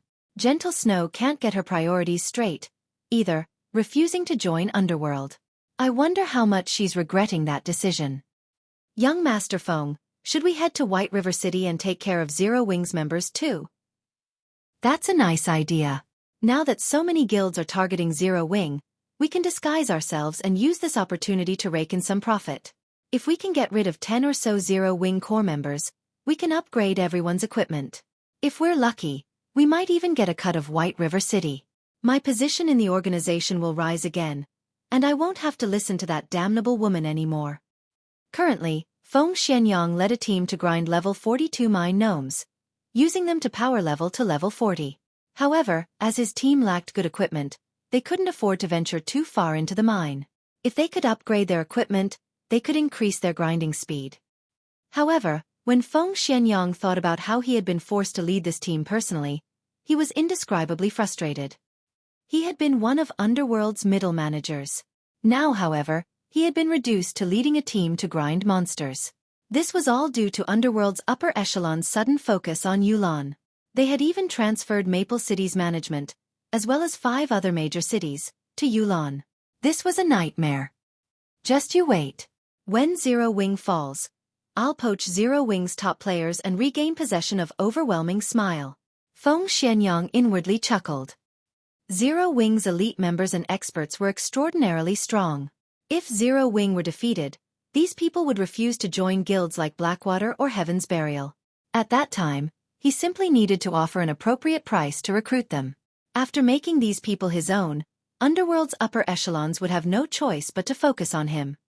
When Feng Xianyang and his team reached White River City, they were astounded by what they saw. The NPC guards were slaughtering numerous players inside the teleportation hall. In the face of the level 180 guards, level 40 expert players were infants. The NPCs only needed one hit to defeat each player. One cloaked player, who had just teleported into the city, died before he had even realized what had happened. What's going on here? Chills ran down Feng Xianyang's spine as he looked down at the Dark Guild player corpse beside him. Feng Xianyang wasn't the only player who wondered what was happening. Many other guilds that had teleported to White River City to take advantage of Zero Wing's predicament were stupefied. Inside the spacious teleportation hall, several hundred disguised red players had died. The scent of blood lingered in the air. White River City had become a forbidden ground for red players. Previously, everyone had thought that these Dark Guild players were too arrogant in the city. Now, however, they pitied these players. Any red players the NPC guards killed would be jailed in White River City's confinement room to await their punishment after they resurrected. With the crime values these Dark Guild members possessed, It would be a miracle if they were not locked up for over a month. Rescuing these players from White River City's confinement room was nothing more than a dream. Level 200, Tier 3 NPCs guarded that room, and they would instantly kill any and all players that didn't belong. However, if these players weren't rescued, mainstream players would have long since surpassed these players' levels and equipment by the time their prison sentence was over. It would be very difficult to catch up. At the very least, they would need to spend several months grinding endlessly. As for deleting their accounts and starting all over again, although they could level up quickly if high-level players power leveled them, they would never catch up to mainstream players in a month without some leveling secret. Of course, regaining their levels was one issue, but what about their reputation? What about their weapons and equipment? What about the wealth they had accumulated? Young Master Feng, are we still going to take on Zero Wings members? South Wolf, who was currently level 38, asked hesitantly. Zero Wing was definitely involved in White River City's sudden development, and anyone that said otherwise was lying. If Zero Wing was already capable of this, who knew what else the guild could do? Let's investigate the situation first. Feng Xianyang felt somewhat unsteady at this moment. He could not forget the level 40 expert who had teleported in beside him dying after a single strike. Elsewhere, the various dark guilds' upper echelons were dumbfounded when they heard the news of this sudden development. Can someone tell me what is going on? Why are White River City's NPCs slaughtering our members like madmen? This was the first time these dark guilds had encountered a situation like this. The NPC city that they had been able to move through freely was now a forbidden land. Over half of the members they had dispatched to White River City were dead. Only a small minority were still active in the fields near White River City. This was an unprecedented blow to their dark guilds. The death of their members was nothing to them. However, if their members were confined for over a month, this would severely wound their guilds. Damn it! Zero Wing set us up. Contact the other dark guilds immediately. From now on, we cannot let anyone from Zero Wing survive. If they show themselves, kill them all. Star Moon Kingdom's various dark guilds swore to fight Zero Wing until the bitter end. What did you say? Over half of the Dark Guild members have been locked up in White River City's confinement room. How is that possible? Didn't they have their disguise tools? Abandoned Wave's expression froze when he received the news. He could not bring himself to believe it. While Dark Guilds were not strong in a head-on battle, their survivability and ambushing capabilities in the fields were top-notch. This was precisely the reason that he had paid a massive price for these Dark Guilds to whittle down Zero Wing's strength. Yet, now, over half of them had been killed and jailed in White River City. With this, it had become far more difficult to deal with Zero Wing's members. Guild leader, what should we do now? Now that over half of the Dark Guild players have been locked up, the threat on Zero Wing has been reduced significantly. Moreover, some of the regular guilds that intended to strike Zero Wing have decided on the wait-and-see approach, the middle-aged bald man asked. After some thought, Abandoned Wave commanded, "This development has affected our plans slightly, but no matter. Contact the Dark Guilds immediately. Tell them that we'll send some of our top players to assist. If they can delay Zero Wing's top players, we'll reward them." Heaven's Burial had already begun to construct the ceiling cores around Stone Forest Town. If they could not pin Zero Wing's core members down in White River City, taking Stone Forest Town would become far more troublesome. Understood. After hearing this, the middle-aged man retreated to contact the various dark guilds. Meanwhile, inside White River City, Feng was in a very good mood. He had simply spent some money to exterminate the pests in White River City. He had never expected such a huge windfall. After he had activated the city's high alert mode, over 10,000 red players had died and were captured. This result earned him yet another advanced title. City Protector. You're tuning in to the Xueqi's Martial Arts Saga YouTube channel. Don't forget to subscribe and join us on this journey to catch the most captivating stories.